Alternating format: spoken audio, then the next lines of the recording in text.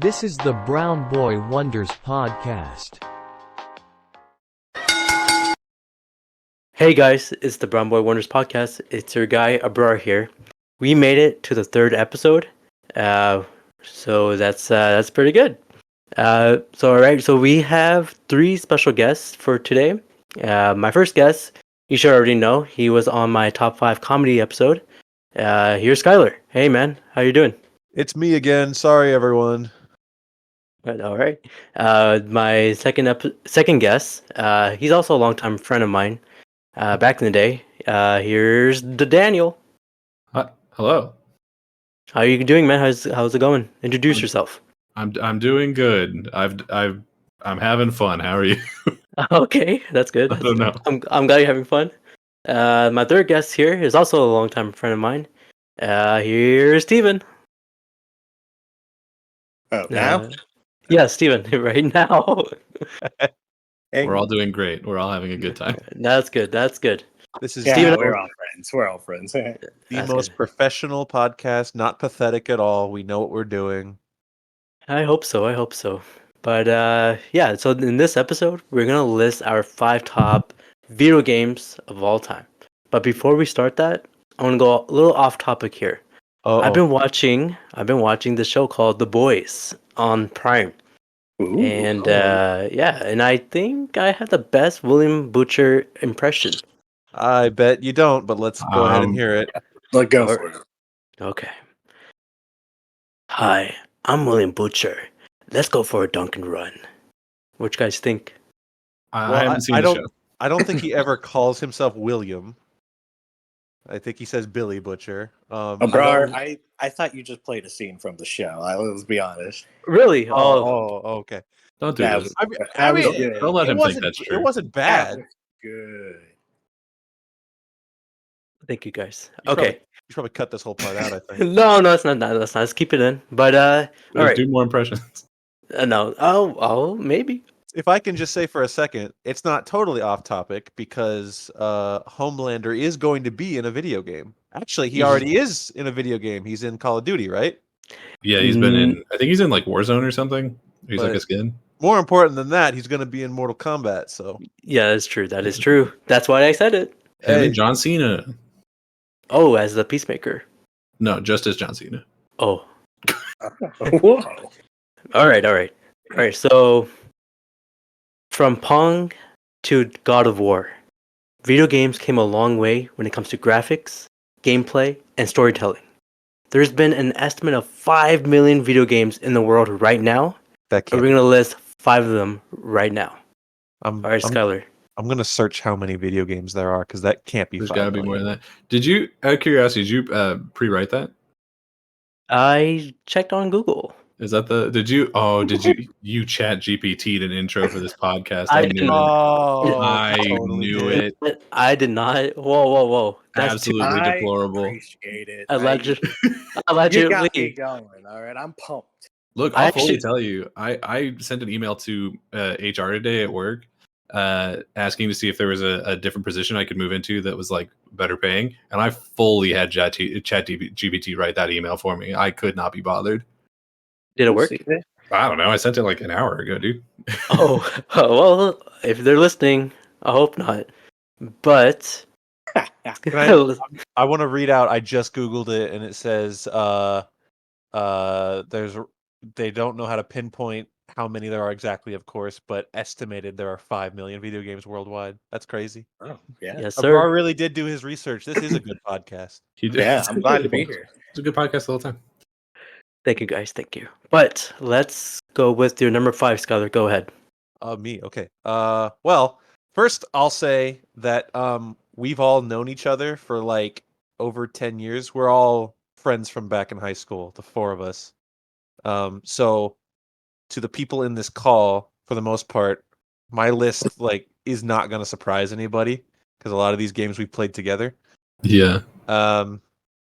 And as I said before we started recording this, I've got my top 5, but then I've got like a bigger list of honorable mentions that I'll get to at the end, and I will save it till the end because maybe some of my honorable mentions are on one of y'all's lists. So who knows, right? I'm fully expecting there to be more than a few crossovers between our lists. Daniel, Yeah, you and me, I think so. you I and me think we have the specifically, same Daniel, list. we might have like a couple that are just on each other's. Yeah.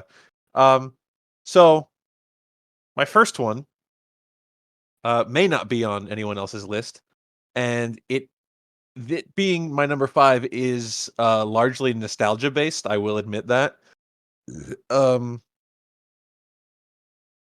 my number 5 pick is the first Kingdom Hearts game. Oh, Yeah, That's good. I just PlayStation played that. 2 as a kid. You're going through GameStop, Blockbuster, EB Games, whatever it was, and you see a video game that's got Donald Duck and Goofy on it and a little anime boy, and you're like, I need to know what the hell's going on here. Take it home, you play it, and it's magical. It's stupid. Let me get that clear right now.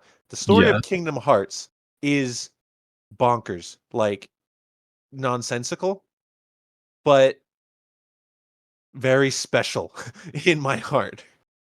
Yeah. Oh, Well, that's I good. think that Kingdom Hearts 1 is probably the one that has the least of that, though, because you don't have to be like, oh, well, this character was introduced in Dream Drop Distance or 358 over 2 Yeah. days or whatever stage show or whatever they did. Like, Yeah. Kingdom Hearts 1 definitely has the easiest time with that because there's just no baggage of like, okay, how many other games do I have to have cared about? Absolutely, and that's why it's still my favorite. It's like a wacky story, but like very straightforward at the same time. Like it's so easy to roll with it compared to you get to Kingdom Hearts 2 and they add the Edgelord Organization 13, and Kingdom Hearts 2 isn't even a sequel to Kingdom Hearts 1, it's a sequel to Chain of Memories. Yeah. Well, Yeah. Chain Which- of Memories and which- what was the Roxas game? Yeah, I 3 think that was. I think It's that like was like him a and movie. Axel and Shion. it's the 3 something something by 5 days. Oh yeah, something. yeah. It's the number I can Yeah. never remember. Yeah. It's a wacky series, of course. But yeah, Kingdom Hearts 1. Again, it's like I said, it's mostly nostalgia based because it doesn't have the most intricate like gameplay even. Like it wants you to be a platforming game when at certain points, and it's not the best at that. And No, that's good because half of my list is our childhood games yeah, as well. it wants Yeah. to be a Oh, of beat 'em up course. game, but most of your move is just mashing one button, you know? But Sure. it's about the adventure. Most of my list is like story-based games. Yeah, And they're all big franchise games, so I will admit that right now. that's fine. Totally fine. I will say about Kingdom Hearts specifically. So I just replayed that. Like I just finished it. Yeah. What, like 3 days ago, if even. And it holds up surprisingly well for a PS2 game. Like honestly, really well. To be fair, I guess I was technically playing the final mix, and I don't know what that changes. Like I have no idea. Yeah. But it's still more fun to play than some games that come out today, and runs better. So it's definitely a really good pick. Yeah. I actually never played Kingdom Hearts. You would love it. Like Oh, yeah. unironically, you specifically would love it. Yeah, you would probably Okay. really like it actually, bro. I think so. Yeah. Is it like more of like Super Smash Brothers? No, it's No, it's more like Arkham. Oh. What? No, I that's- agree with If you that. think about it. not even close. No, it's I always kind of say that my favorite Final Fantasy game is Kingdom Hearts, and if there's any Final Fantasy fans listening, they would That's true. kill me for saying that. But Okay. Yeah, it's a dishonor. for the record, I'll actually say that my favorite Final Fantasy is 7. Not like that's a hot take or anything, but don't be mad. I have Did you played play actual the Final remake of Fantasy. 7 or specifically the original 7? I haven't played the remake. It's good. That's what I hear. Okay. That's a good. That's a good pick right there. Steven, you go. For me, this is the one that changed the most over the past couple of days because pinpointing a top 5 is pretty difficult. But with my heart of hearts, I put Pokemon Emerald that's my favorite generation of Pokemon. And Pokemon the series has molded me into who I like in a video game and what I expect. It's what got me into RPGs in the first place, which number one, wink wink, is another fabled RPG. So I know what his number one is. Just saying. He hasn't told me, but I know you for a fact what it is. you all should know except for Abrar. Abrar and whoever's listening have no idea. I have no idea. So that's a surprise. Okay. But yes, it's my favorite series. I can't leave it off. It's everything I love. Gotcha. Is it for the Game Boy? At Yeah. this point, it's Game Boy, DS consoles, and now the Switch. Oh, okay. Yeah. Wait, are you talking about? Not just Emerald, but the series as a whole. You can access it in You can many play Emerald places. on Switch? Wait. Soon. Did they announce that? Mhm. Or like a remake or something? Yeah, it's going because they have the 64 pack and the NES. Oh, I see. They have the Game Boy Oh, pack. yeah. They have Well, all 'cause that. So. So far, the only Pokemon games I know that they added was the TCG for like the original Game Boy, which I don't know what anyone is asking for that one. But then also, I think they did Stadium and Stadium 2, or was it Stadium and Coliseum? I don't remember. There's one of them. Both the stadiums, and they're just as terrible as I remember. Terrible in a good way. I distinctly remember watching you try to beat the Elite Four on that game for hours. It's impossible. Even with the strategy guide, it's impossible. Yeah, Pokemon. Obviously, that's our generation's thing, right? Like Right. other generations make fun of us for it, but that's it's always been like part of our everything, and I do agree. I think Emerald, Ruby, Sapphire. I think that's the most fun gen to play. I mean, I'll admit I'm one of those idiot Gen 1 babies where like, oh, I can name the original 151, and then I see some of the newer shit and I'm like, I don't what is that one? But Yeah, it's a little too much. but I did also play Emerald growing up, and it's my probably, like I said, the most fun to play. And Mudkip is my favorite starter, for the record. You hear It's it here, so cute. folks. All right, Daniel. What is your number 5? My number 5 is, I think, probably the least known one on my list for sure, but it's Hollow Knight. I love Hollow Knight. I think it's one of the best games ever made, like unironically. It if you don't know, it's a Metroidvania game where you play as a little bug boy going through like different zones of weird underground, like near horror sort of vibes. It's really good. The music is amazing. The art is like instantly gratifying. Everything about it looks amazing. It sounds amazing, and it plays really well. Like there are moments in this game that will always stick with me. Like the first time you get to the City of Tears, or certain boss fights, specifically the gratification of finally beating the final boss, who like the Radiance, I think is what it's called. Was one of the best feelings of all time, because that boss kicked my ass for, I think, maybe literally 2 days. It's a hard game. It's really hard. And then they made it even harder with the DLC, which is also phenomenal. Like, it's so good. And I think the thing that impresses me the most about it is that the game was made by 3 people. Like, Hollow Knight was made by Team Cherry, who was only 3 people. I think there's still only 3 people for the sequel that they've been making. But one of those 3 people only does the music. So like the actual technical aspect of the game is 2 people. And it's still one of the best games of all time. I think it's really impressive how, like, obviously it's very heavily inspired by Metroid and Castlevania, because that's what the genre gets its name from. But I think, first of all, both of those franchises have been like dormant for a really long time, so it's good that somebody finally like made a really amazing game in that genre again. But I think it's great that they were able to look at those games that are some of the most storied and classic franchises of all time in video games, and they were able to look at it and see, like, what is it that made these games really popular, and what are the things about it that maybe didn't work or need to be modernized to appeal to a current audience. and they just completely knocked it out of the park in a way that only somebody who was really passionate about what they were doing would have been able to do. And it blows me away every time. I think it's amazing.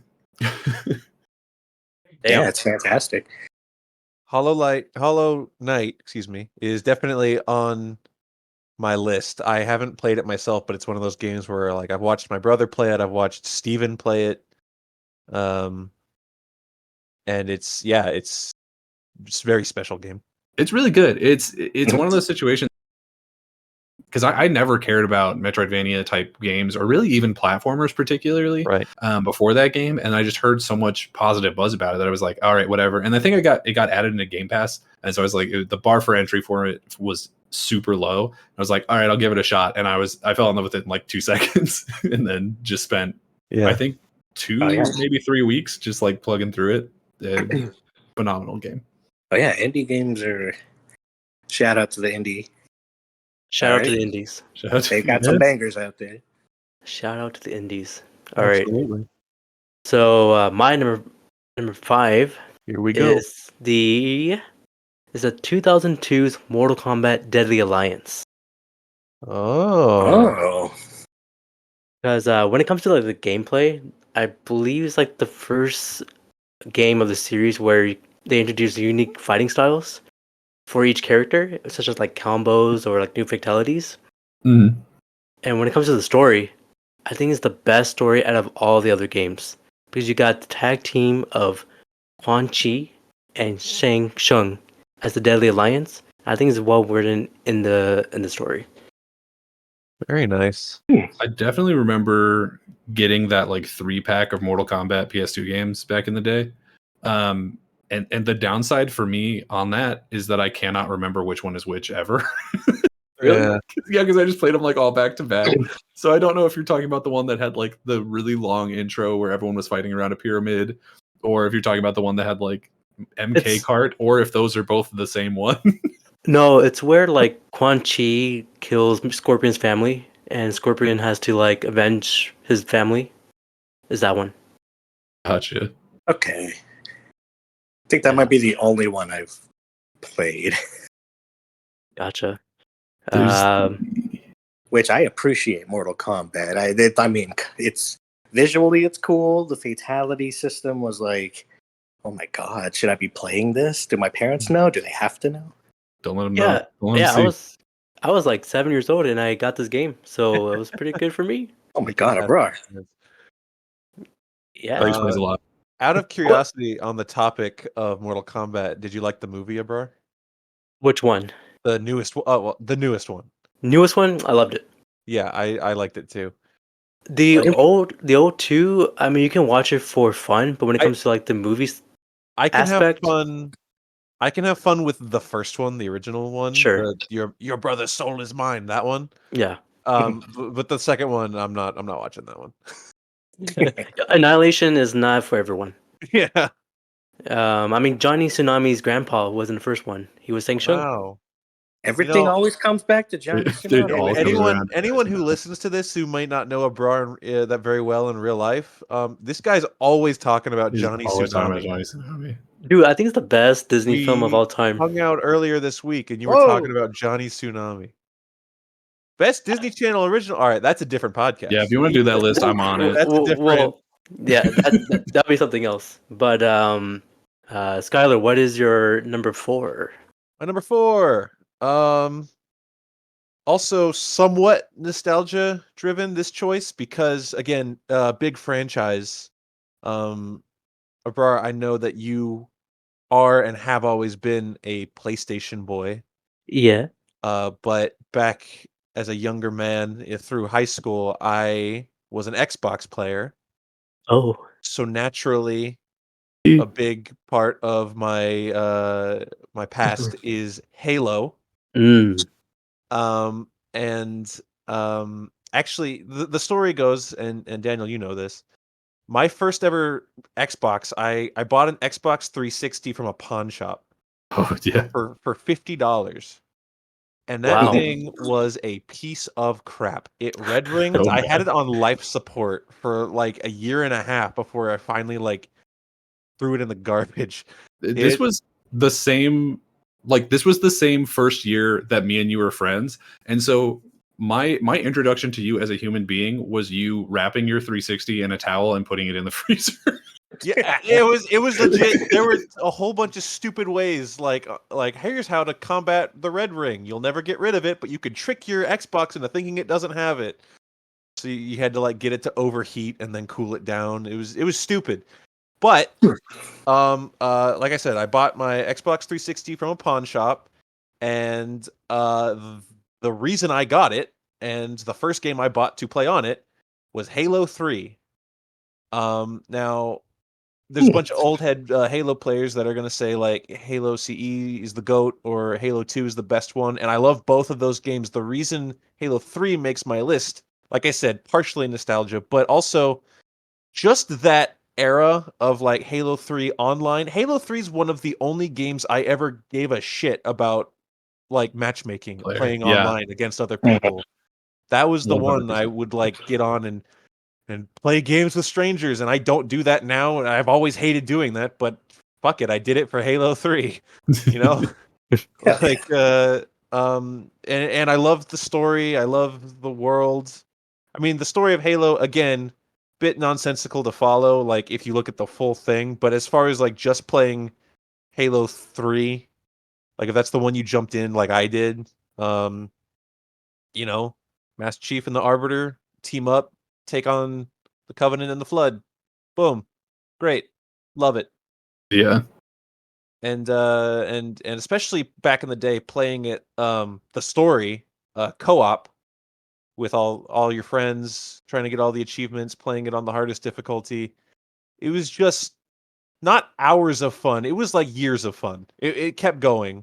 And then of course Halo Reach would eventually come out, I think while we were like sophomores in high school. Right. And that game also goated. That one basically same thing, lots of time put into that game. But Halo 3 will always have the special place in my heart for being my first Halo game and what got me into playing on the 360 and just that very special time in a young boy's life. Right. Yeah. I think was it came out 2007, right? So It was Around somewhere in there for yeah. sure. yeah, I remember people playing Halo 3 on the computers in school. Yeah. That looked fun. Yeah, I remember specifically Blood Gulch, but I don't remember if that was 3 or what. But definitely people were playing that in the library all the time. Blood and Gulch they were getting yelled at. was they put Blood Gulch was in CE. Don't and they then- all have a Blood Gulch with a different name though? Well, kind of. Blood Gulch was in CE, and then Blood Gulch. I don't remember if they renamed it, but it was all the same map was in 2, and then they replaced it in Halo 3 with the kind of similar-ish map was Valhalla, but it was like different enough. I mean, it was close, but it was very different. And then they eventually brought it back in Reach as part of the big ass. What was it called? Forge World or something? Yeah, it was. I think it was just called Forge, but yeah, I remember specifically with Halo 3. It was. I think the biggest video game launch that will ever happen. Yeah.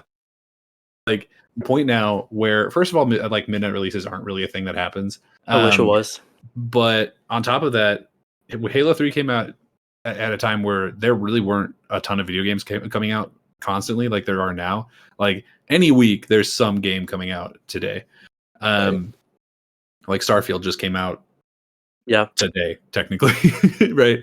And but back in like the beginning of the 360 era or whatever, when Halo 3 came out, it was like maybe a couple of games a year, especially if you were a one console sort of person. And so when Halo 3 hit stores, it was like a block party. Like the world stopped for Halo 3 in a way that I don't think it will ever happen again, maybe in recorded video game history. Like Grand Theft Auto 6, whenever that gets announced, that'll be the test of this, but I'm pretty confident it's not going to happen. Yeah. Mm-hmm. Yeah. It was that thing where like every single person in school was playing that game.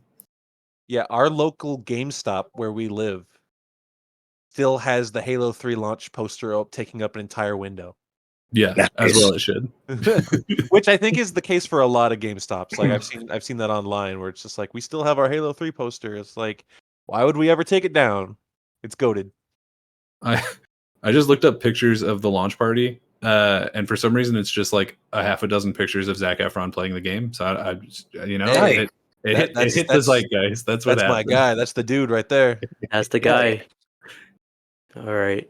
Steven, what is your number 4? Number 4 for me is probably the most recent game on my list. I think it's Cuphead. Not really sure when that came out. I think 2018. Hell yeah. Yeah, I believe so. I immediately loved this game. The art style, the animation, every work you could have in this game, all the bells and whistles, it's near perfect to me. It's a game where it's tough but fair. Anything that happened to you was your fault. You went on as the game went on in terms of skill, and you get a little better each time you play each section. And that's the kind of game I absolutely love. And you'll see that going on forward to this list. Tough, But yes, I love Cuphead. tough Oof. but fair is the perfect way to describe that game. Oh, really? Yeah. Yeah, Yeah. I think we all remember when that game was like announced, because you're right. I think it came out 2018, and what they announced it like 2015, 2016, like a good chunk before. It went through a And lot. and yeah, it was just like they were like, you're gonna have to wait for it, but it'll be worth it. And just every year was like, is this the Cuphead year? No. Is Cuphead yet? No. No. Man, that Cuphead game looks cool. Is it ever gonna? No. Oh shit, it's here. Oh shit, it's hard. Yeah. Like I don't think anyone saw that coming, how hard it was. And yeah, there I still have like night terrors of like fighting that stupid dragon or that dumbass train. Mhm. For me, the And roadblock was the robot. I think Yeah, the robot they had to patch that. It was so difficult. was the filter for a while. Yeah. Yes. It's If you I couldn't beat the robot, distinctly you weren't beating the game. Yeah. I remember because I played Cuphead when it first came out because it was like the hottest thing and everyone was talking about it. But I Yeah. didn't beat it until maybe 2 years later, whatever it was, when the DLC came out. I 'Cause think I I got- beat it last year. Yeah, because so I was Oh, yeah. because I think it was last year, wasn't it? Mhm. Because I got stuck on the robot forever, and then when I finally beat him and I got up to King Dice, and I started getting filtered by him too, and I was like, you know what? I think I've done it. I've had my fun. I think I'm good. Yeah. And just walked away from it for like a full year until the DLC came out, and I was like, no, I'm stronger now. I'm a man.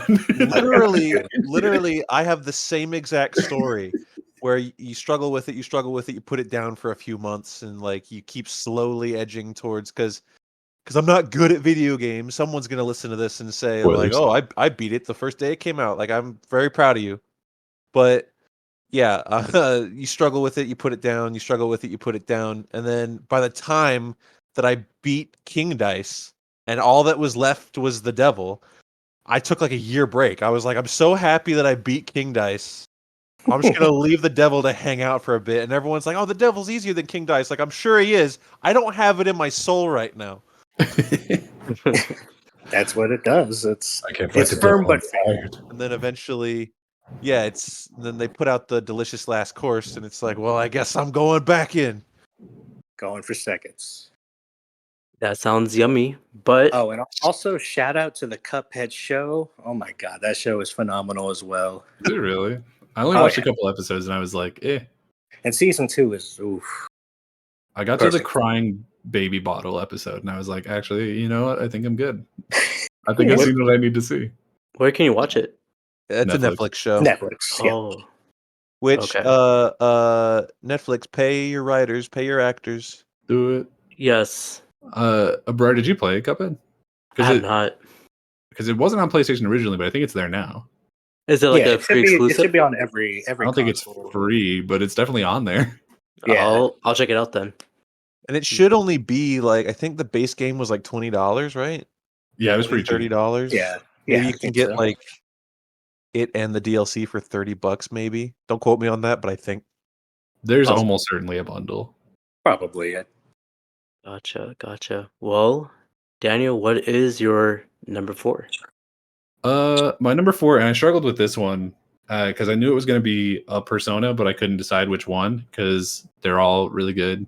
I was going back and forth between specifically Persona 5 Royal and Persona 3 FES for like, I don't know, maybe 20 minutes. And I eventually settled on Persona 5 because I think it just like it has more of the like, what do you call it, like quality of life improvements that just make it a lot more playable. But it's again just like Cuphead. Cuphead too, but Hollow Knight.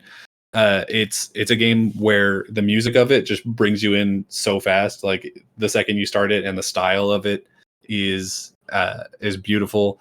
Like the way that they just handle even the little things, like the UIs for all the different stores is different and interesting and exciting ways. The relationships you build up with all of your friends, and like that one really hot chick who's like a goth doctor who does medicine on you.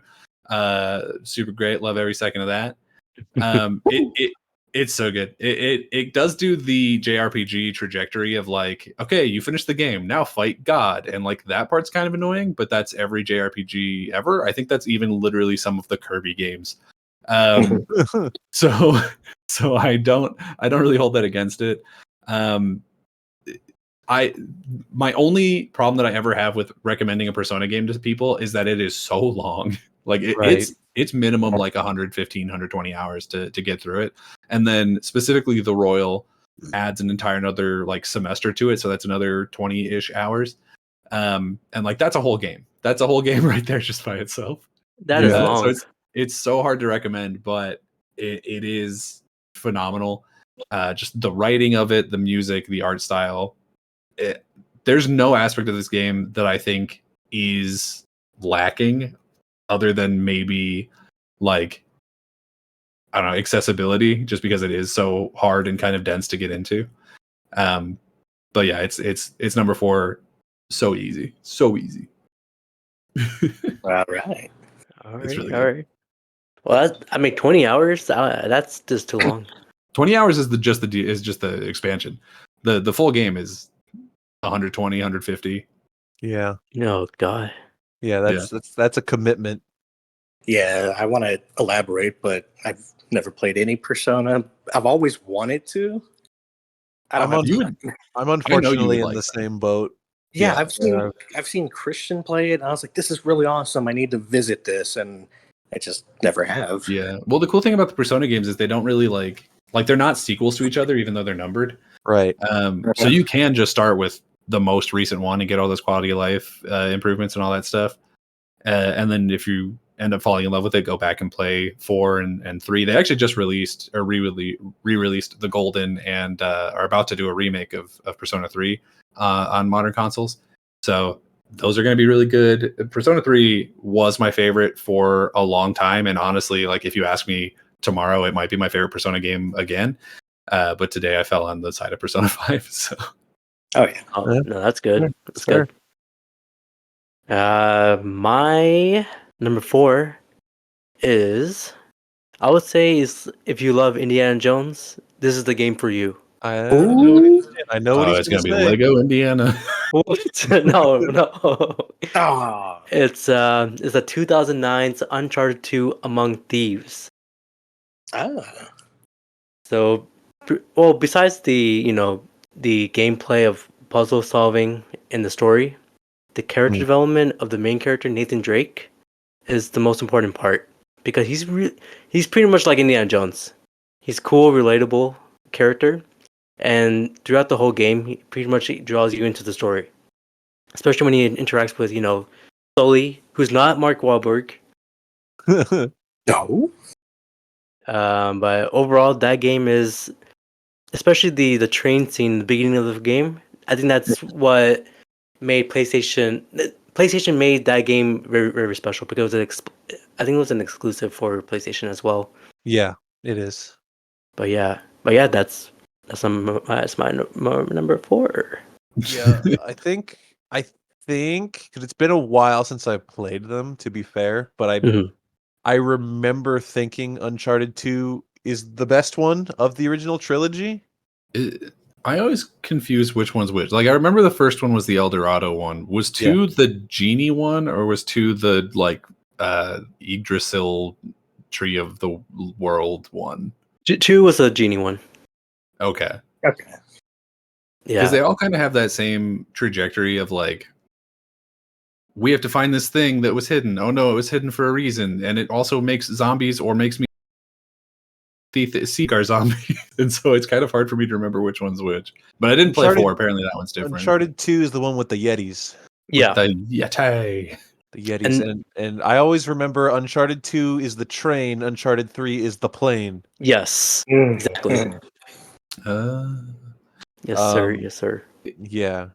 Because did they do both of those sections in the movie? Because I remember people saying that they was just like a greatest hits of the I didn't see the Uncharted movie. They did the plane thing where Nathan Drake is flying, or sorry, Tom Holland was flying, and the train. I don't remember if they did the train in the movie. I don't think they did. So my experience with the Uncharted movie was I never saw it in theaters, and then it came out on Netflix, and I like put it on one day in my house, and I got like halfway through it, and then I was like, I gotta go do better stuff, and I like turned it off. And it was kind of that thing like, maybe I'll come back and finish this movie later today, and that was like a year ago, and I never did. No, the movie is literally really different from the game. But if you've never played the game and watched the movie, you'll still be fine with it. Unfortunately for us, we've played the games though, so Yeah, that's the Yeah. bad thing. Too late. yeah.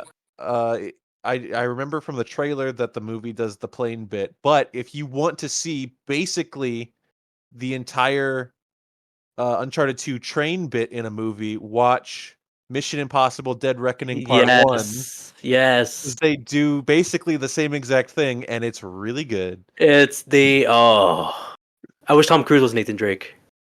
Yeah, I mean I mean, whatever. It's no worse of a choice than Tom Holland.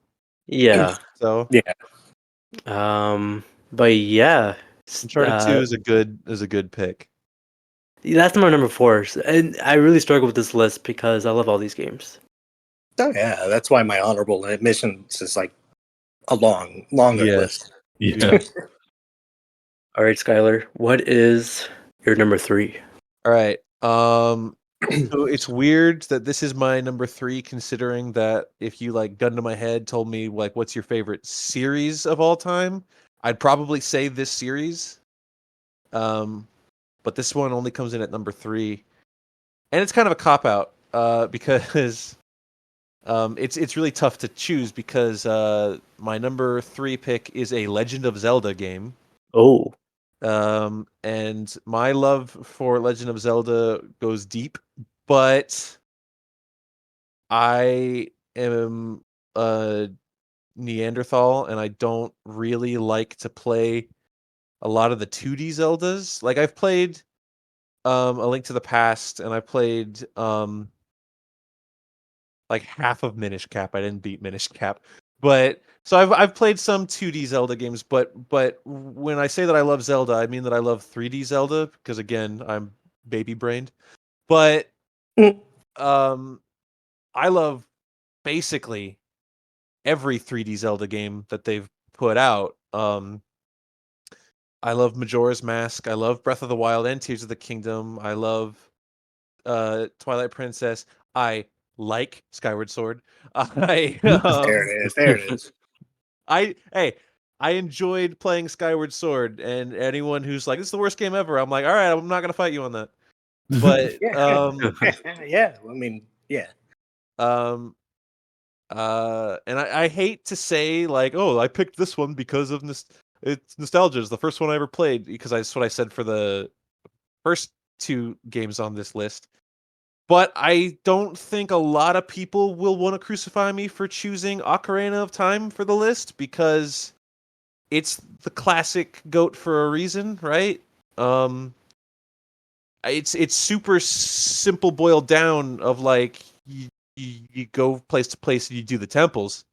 Like I think even Majora's Mask is a little bit more difficult than that with its time travel gimmick. But Ocarina of Time was the first 3D Zelda game that I played, and it's just your classic like Link's got to fight Ganondorf and save Zelda story. and everyone knows Ocarina of Time. Everyone loves Ocarina of Time. Maybe not everyone, but I do. So it's on my list. I like it. I like it. Yeah, Yeah.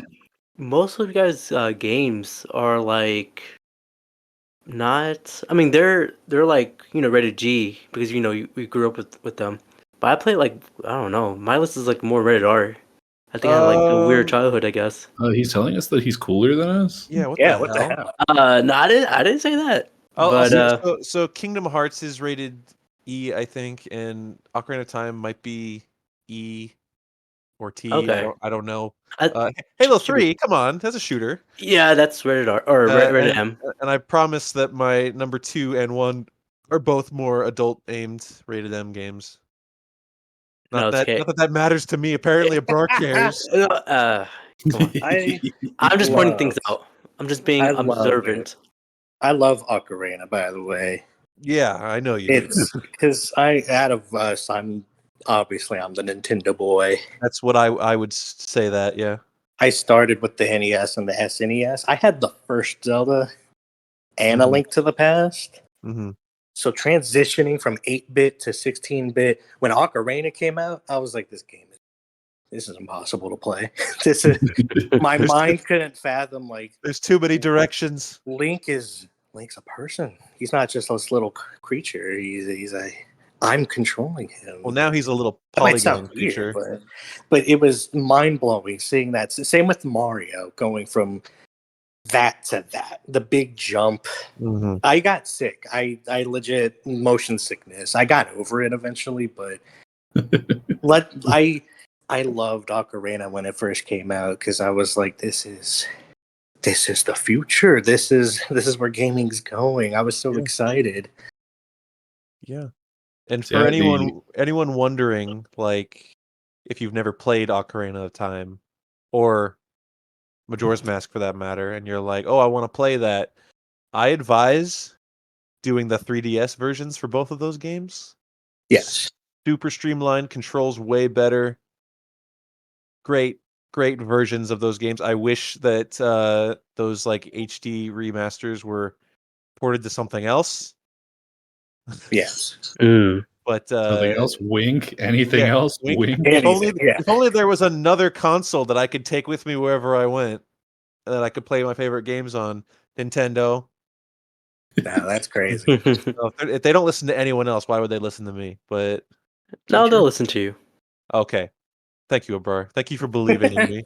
I always believe in you, man. With that being said, Steven, what is your number 3? My number 3, when this game came out, I was obsessed. And I'm still kind of obsessed, but it's kind of died down a little since I'm a big old grown up now. But this came out a little after we graduated, and that is Shovel Knight. This was in my opinion, the pioneer of what indie games became, like Cuphead, like Hollow Knight, and eventually all these other big game titles that are winning these major awards. You don't have to go through this giant, this Nintendo, Microsoft. You don't have to go to these different places to succeed because it was crowdfunded. You were part of the game from the start. I really love Shovel Knight. It's simple. It's close to Cuphead, firm but fair. It's easier than Cuphead, but it's more enjoyable in my opinion. Anyone could pick it up and play it. And there's multiple stories and caveats to the game. Just get it. You, Abrar, go get it. I'll go get it right now. Do it Shovel now. Knight is so kick ass. That it's on my honorable mentions list. It's such a great game. Beautiful too. Where can you play it? I think anywhere. Yeah, I think it's it being an indie game. It's on just about anything. I played it the first time I played it was on the Wii U, so I know it's on Nintendo consoles. I want to get it again for Switch, Okay. so I don't have to plug in my Wii U. Yeah, That's a hassle. I think you could play it anywhere, and I think the DLC is included. I don't think you have to pay extra for that or anything like that. I want to say you should be able to get it on PlayStation 5, but I don't know for sure. Yeah, I just looked it up. It was released on PlayStation 4 and it's backwards compatible, so it should be. You can get it. Alright. See, there you go, bro. Thank you, thank you for the information. No But excuse. yeah, that's true. But Daniel, what is your number 3? My number 3 is, I don't know, potentially a controversial one, I guess, because I think most people disagree that this is the best one in the franchise, but I don't really care about those people. I put Arkham Knight. I think Oh, Arkham Knight is the best Arkham, even though they're all amazing. Even Origins I really like. Like, it's definitively the worst Arkham game, but I still Right. love the Origins. But Knight's phenomenal. I think the work that they do with all of the different villains that you have, Scarecrow's entire like plot is really cool. Having Joker be like kind of a side character, like living in the head of the Batman is amazing. I love everything to do with the story of that game. I think it's obviously graphically the best of them because it's the most modern one. But even when if you boot that game up today and you compare it to a lot of games that are coming out right now, it still looks better. Like the way that the rain sort of like plays on the back of Batman's cloak is unmatched in video games. Like I would put that Yeah. up against pretty much anything. It's genuinely impressive. And I know some people really hated the Batmobile in it. I didn't mind it so much. I didn't necessarily love it, but you don't have to really use it that much. Like there's some side content where you have to use it, but you don't have to do that side content. So I've never really understood that complaint too much. And I just think it does the best job of like really exemplifying how important Batman is to Gotham. Just being able to watch sort of the prison cells at the GCPD fill up as you like do side content and just go through the story is like literally what would these guys do without him? And Yeah. it really is just a phenomenal story being told. And of course it's that Arkham gameplay was so easy to get into and kind of it got ripped off by like every other game for a decade. Like so many games just have the exact same Arkham combat because like it's easy, but it works. Like you can fit it into pretty much any gameplay style, and it'll just feel good. I think that game had the most side missions than the other previous Arkham games. It had a ton, yeah. And then there was Yeah. also the DLC because they added the DLC for like Right. what was it, Mr. Freeze and Killer Croc and maybe Raish DLC too. I don't know. There's a bunch. Yeah, he was. So it's really good. Just like as a DC fan in all categories except film, because they have just not doing a good job there. It is one of my favorite DC anythings, and it makes me very happy. No, I totally agree with you on almost all points. Yeah. It is an awesome game. On my honorable mentions list, I chose Arkham City. Yeah. There's no wrong choice. Well, yeah, That's true. So I agree with you. I love Arkham Knight. I think it's a fantastic game. I think the reason I leaned towards City, like just edging it out, was it's a bit more tight story wise, a bit more streamlined. Still an amazing story. Great twist at the end, all that stuff. But Arkham Knight, so great. And yeah, I think it's one of those things where you're playing it and you're like, awful lot of Batmobile being forced to happen right now.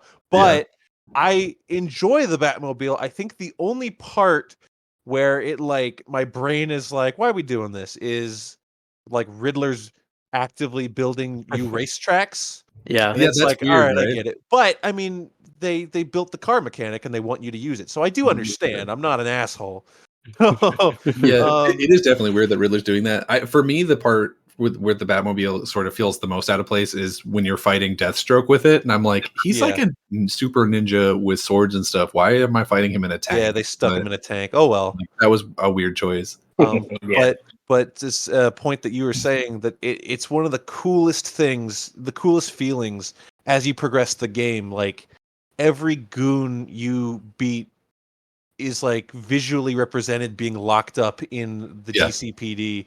Like all the cells are being filled up, and it basically like shows you your progression on all those side stories by how full the prison is. It's so cool. and Mhm. and That's phenomenal. and how can we not talk about like the performances? Oh man. yeah, Oh, yeah. Obviously, greatest of all time, Kevin Conroy, Shout out Mark to Kevin. Hamill, Mhm. like the whole cast. Really, I think Scarecrow was voiced by. I hope I'm not wrong here. I think he was voiced by Denethor from Lord of the Rings. that feels right. Let me look it Whatever up. his name Who is. who do you play in Lord of the Rings? Denethor. Denethor, the steward of Gondor, Oh, okay. the one that spoilers fell off a cliff while on fire. Yeah. What? Sorry, Steven. Steven's never seen Lord of the Rings. What? Now Oh, I I it's don't. know true. I too genuinely much. don't believe that. You've seen one. You He had saw to. he saw The Hobbit too. That's not the Was same. it? the I'm same? I'm making that up. I don't know if that's true. Okay. I think it was the first Hobbit that came out. I remember I watched it with you. And that was it. Probably That's all. saw it in theaters or I don't even something. remember the movie. So I there we go. mean, everyone. Here comes the flame. No, everyone who's listening to this, watch Lord of the Rings. It's the greatest trilogy of all time. It's what I hear, but Yeah, John Noble. John That's Noble. him. Yeah, That's him. I just found it at the. And then at the- Jonathan Banks from Breaking Bad is Gordon in that game. They changed like Gordon's voice cast in every game, but that's fine. I thought it was Bryan Cranston. No, Bryan Cranston does voice Gordon, but he voices him in the animated Batman Year One Oh. movie. Oh, okay, okay. and the game makes you feel like Batman. It It's for does. Batman. Yeah. It really does. All right. Uh, my number three. I would say it's my first game I played that was rated mature. Ooh. It's the 2002's Grand Theft Auto Vice City. Yeah, Ah. So, dude, this game when I played it when I was 8, it literally changed my life. I'm gonna have to have a talk with your parents. All these Yeah, things yeah. you're playing when you're a kid. That's what I'm saying. Like they'll buy me anything. They'll got me Vice City. But They're buying you all those wrestling pay-per-views with like the diva matches with the. well, let's With not let's the- not let's not go there. That's a different discussion. Let's not go there. Oh, It's not as crazy as Skyler says. But It's so pretty crazy. that's if actually more crazy. hey guys, You'd be come on. surprised. People lost their lives that night. No, so Grand Theft Auto Vice City, I because of this game, I fell in love with the '80s music, the culture, because of this game. Yeah. The Did it soundtrack. make you want to go watch Miami Vice? I didn't. So I was a kid, right? I Yeah. didn't know anything about Miami Vice. My first exposure to like Miami Vice was this game. Okay. Did it That makes make you sense. want to watch Scarface? Because that game is very Ah. Scarface. Also Yeah. true. So I've seen Scarface around, but when I got the game, I know it was like kind of resembles to that. But when I watched Scarface, it's like, oh, Vice City just literally rip off. It's just Scarface. Yeah. I can't believe It's a Scarface great ripped off game. Grand Theft Auto. Exactly. Isn't that there is a Scarface game? Isn't there? There There is. is. Yeah, Yes. it's awful, but it exists. Damn. Yep. Well, thank you, Vice City, for being a better Scarface game than Scarface. I mean, I think this out of all the GTA games, there's 1, 2, 3, freaking San Andreas. San Andreas City, San Vice City. for Vice City. Yeah, I think this one's the most underrated one out of all of them. And also Tommy Vercetti's Yeah. stories arc, because he was a bad guy when you play him, but at the end he became a good guy. But Yeah, I was gonna say I think all the main characters of the of Grand Theft Auto games are generally considered to be bad guys. Like, I think the one who maybe is the most like not wanting to be a bad guy is Nico from 4. Right. But even then, like you're still fully murking people like all day. Exactly. But yeah, that's my number 3. Skyler, what is your number dos or number 2? My number 2, I think there's a very strong chance that I'm sniping this off of Daniel's list as well. I promise Daniel, you are. this might be your number 2 I've been waiting or for you to your say this number all 1. night. It's probably where I'm going. Yeah. Some of my favorite games of all time are the Mass Effect trilogy. I love Mass Effect 1, 2, and 3. And 3 has the controversial ending. We all know. We don't got to talk about that right now. Because my pick for my number 2 favorite game of all time is Mass Effect 2. Can I say that's also my number 2? Yeah. All right. Well, let's All talk right, about it. Let's talk about it Let's just together tag then. team Mass Effect 2 real Yeah, fast. yeah.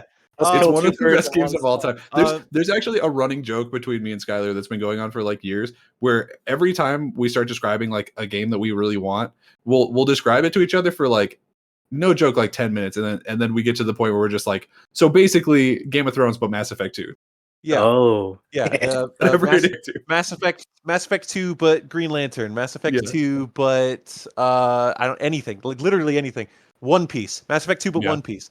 That'd be the Just best. the idea, because Mass Effect 2, there's your threat. You got to fight these aliens called the Collectors, and the entire story leading up to that is just assembling your team, assembling your crew. And you have to go on these missions, find somebody, recruit them, and then you eventually can go on another mission for that person to earn their respect, their loyalty. That's the whole game.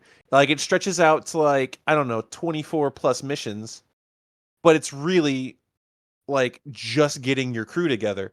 But Yeah. it's so, like, the crew is so diverse and interesting, and you love all the characters except maybe one. But just like, it's such good writing, such good characters, a Yeah. great cast. The Mass Effect game has like an insane cast.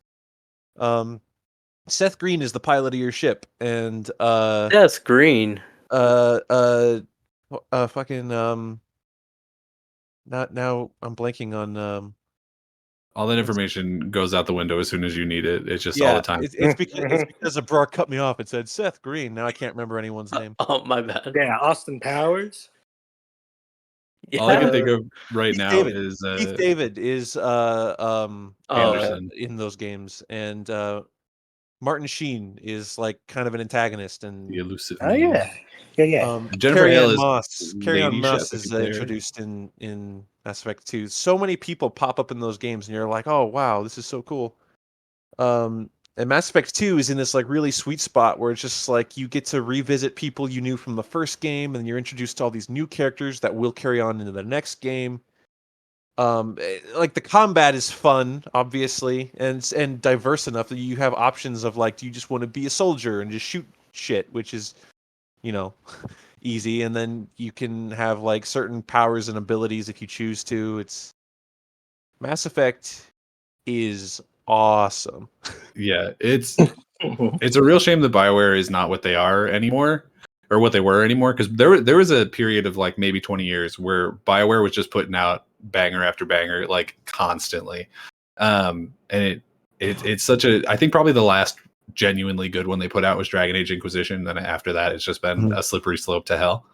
But Mass Effect 2, I don't think I have ever encountered somebody who has played Mass Effect 2 specifically and does not consider it one of the best games of all time. Like, I don't think it's arguable.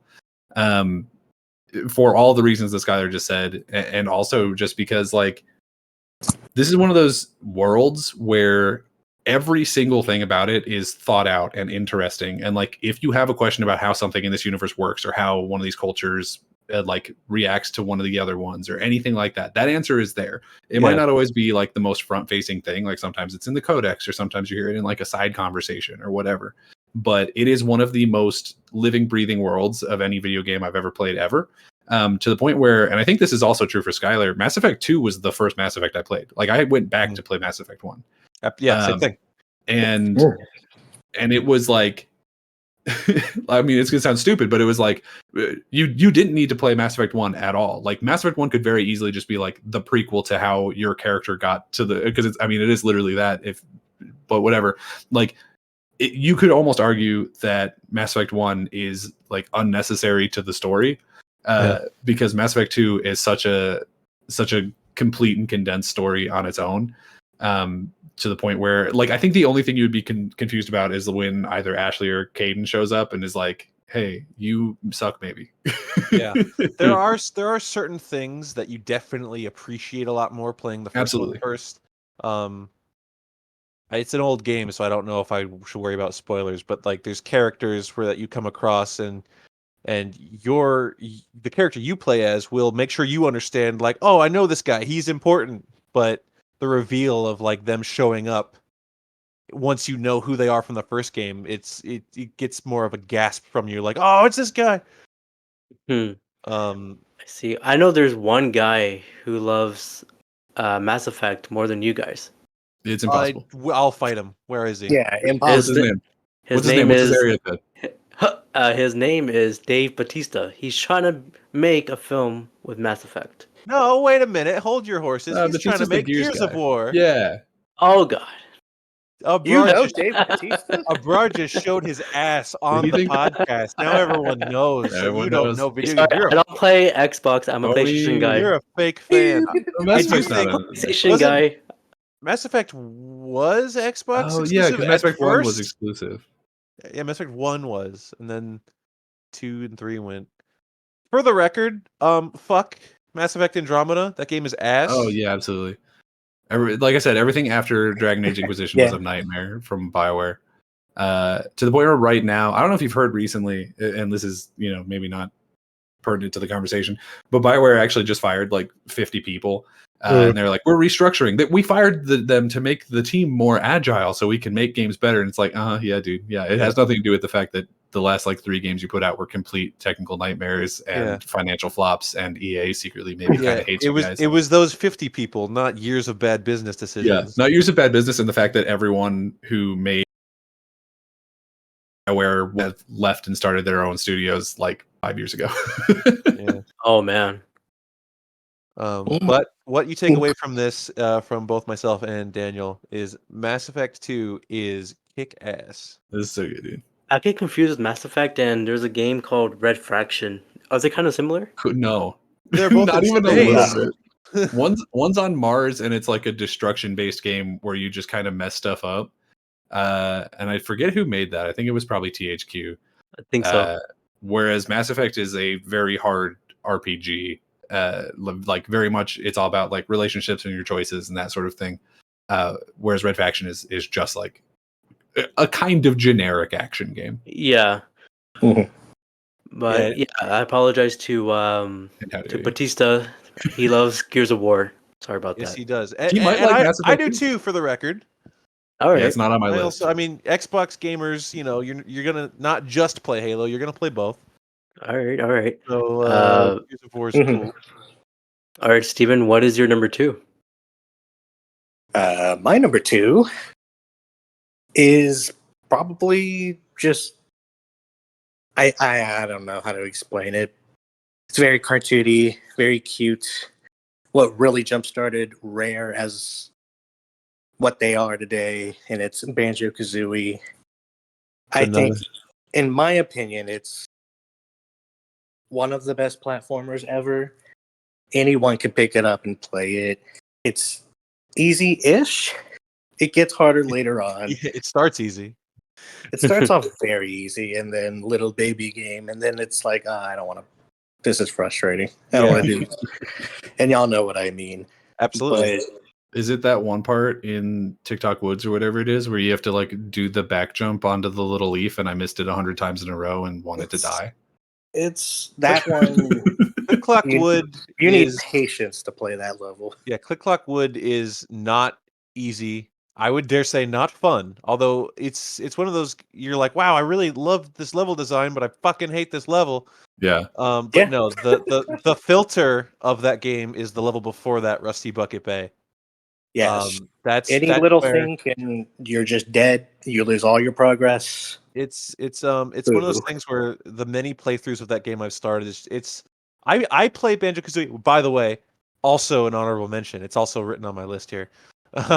Anytime I play Banjo-Kazooie, it's very much a pick up and play. Like, I'm just going to start this and I'm just going to burn through some levels, and then you get through more than half the game, and then you're like, oh, I'm getting to the hard shit now. I think I want to stop.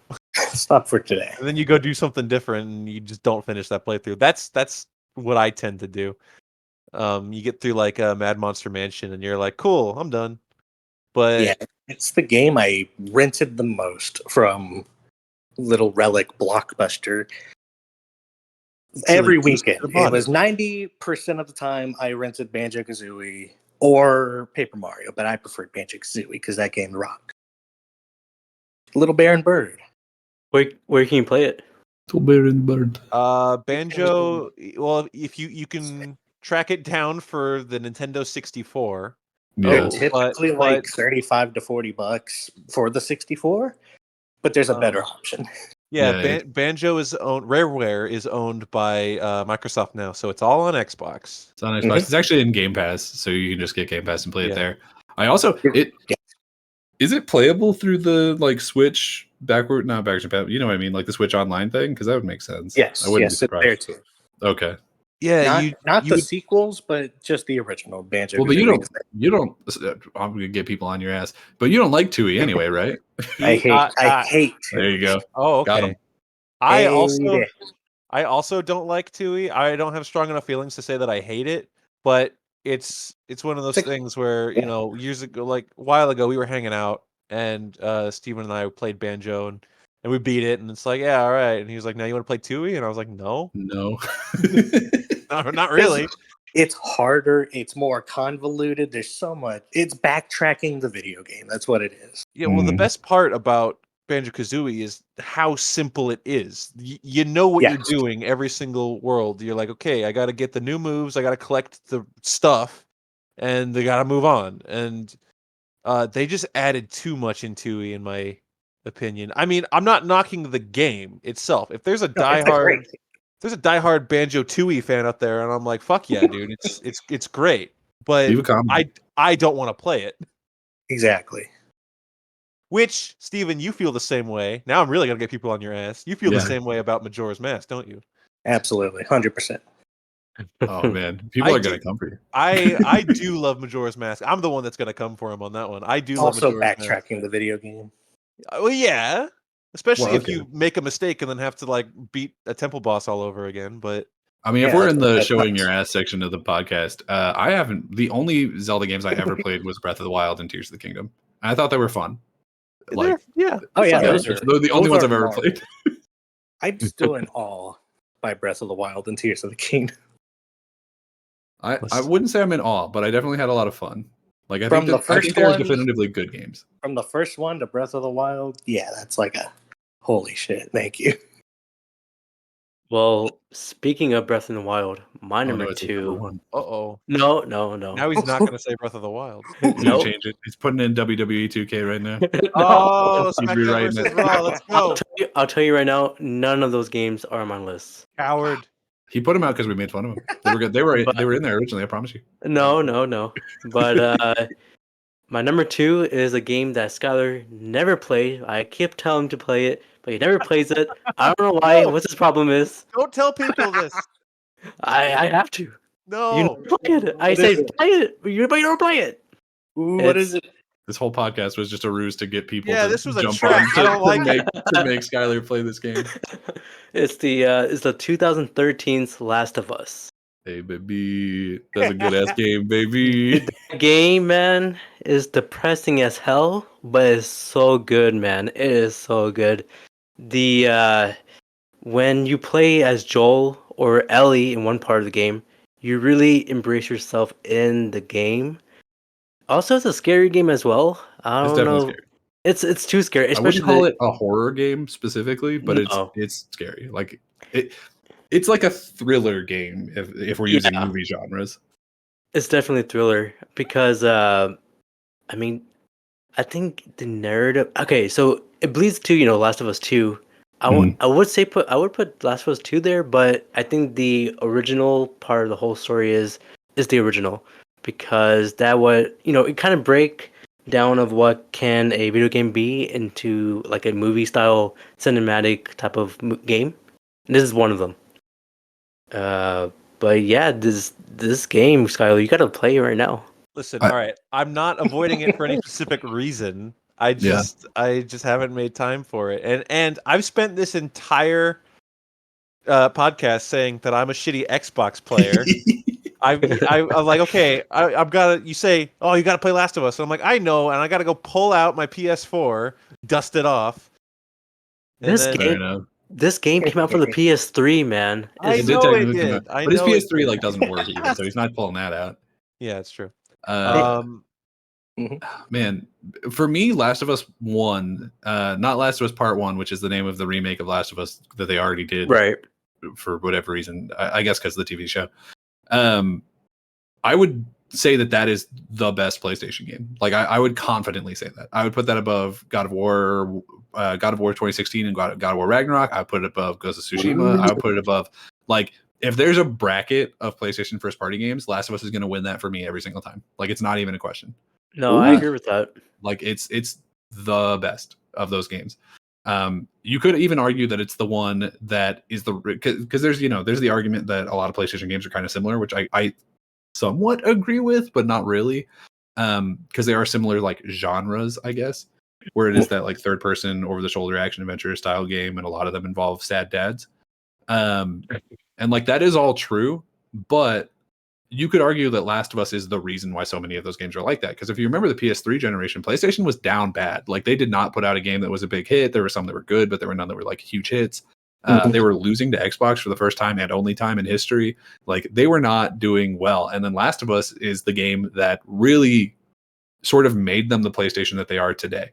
Like if you love Ghost of Tsushima or the new God of Wars or any of those games that are like being held up as some of the best games of all time from the PS4 generation, those games only exist because of Last of Us 1. 100%. No question in my mind.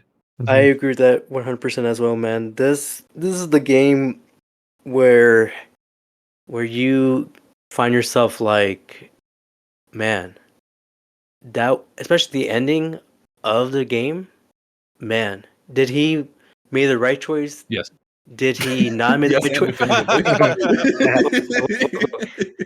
Damn. If he made the right choice, if he did not make the right choice, that's up to the gamer. Like, Sounds oh like it's man. up to Daniel. I've decided that it's yes. Well, Daniel I thinks know it's if yes. their answer is correct. There's a lot of people saying no. I mean, he might not make the right choice. Yeah, I've had this conversation with people. I disagree. But the adaptation to the show, it's still as good. If you never played the game, the show is also great as well. The show is very good. I wouldn't say it's a replacement for the game. No, because I know there's a lot of people who are like, this is the definitive way to experience the story now, and it's not. Because first of all, they change a lot, not like in a bad way, but there's a lot of like expanding in certain areas and shrinking in other areas. Because like obviously you can't have an extended gameplay section in a TV show because then no one's talking and nothing is happening. It's just people shooting guns for like 2 episodes, and that's not gonna play well for TV. So actually, Sky, did you watch the show? All right, now bro's gonna get extra mad at me. No, I have not watched the show. No, that's fine. That's fine. Play the game first. Well, that's I agree. Abrar. This will make you feel better. The reason I haven't watched the show is A, I don't have time to do anything. That's B, yeah, my goal is whenever I do eventually finally listen to you and sit down for Last of Us, I want my first experience to be the game, not the show. That is fine. I completely understand. The game, you got to play it first.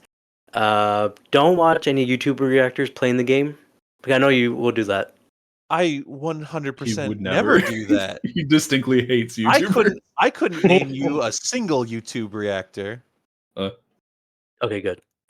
But yes, so we are now down to our number ones. But first, let's recap our list from 5 to 2. I'll go with Daniel. Go ahead. Oh, I had Hollow Knight, Persona, Arkham Knight, and Mass Effect 2, although we shared that with Sky. Right. Skyler, go ahead. Mine were Kingdom Hearts 1, Halo 3, Legend of Zelda Ocarina of Time, and Mass Effect 2. Nice. Steven? Mine was Pokemon Emerald or Pokemon just in general. Cuphead, Shovel Knight, and Banjo-Kazooie. Very nice. Kazooie. Mine was Mortal Kombat, Deadly Alliance, Uncharted 2, Among Thieves, Grand Theft Auto, Vice City, and Last of Us. All right. We're all going to say our number one at the same time. All right. At the same time? At the same time. Same place, same bat channel. In 3, 2, 1. Red Dead Redemption 2. Oh, hello? Yeah, All well, I right, wasn't. Abrar, explain. I do think that probably me and Sky's number one is also the same game, but it's There's a not good Red Dead 2. chance. Yeah, There's a good chance. It's not Red Dead 2. It's not Sorry, Red Dead 2. Abrar. Red Dead Wow. 2 is Wow. one of my honorary mentions or whatever because I do love that game, but it didn't make my top 5 Wow. because of the ending. I hated I'm the gonna ending. I'm gonna quickly. I'm not gonna do what Abrar wanted us to do. I'm gonna quickly shout out my honorable mentions. Before I say my number one. Go ahead. So the ones that were mentioned already were Banjo-Kazooie was an honorable mention. Mm. Shovel Knight was also an honorable mention, and then while we were talking about Arkham Knight, I said Arkham City was my honorable mention.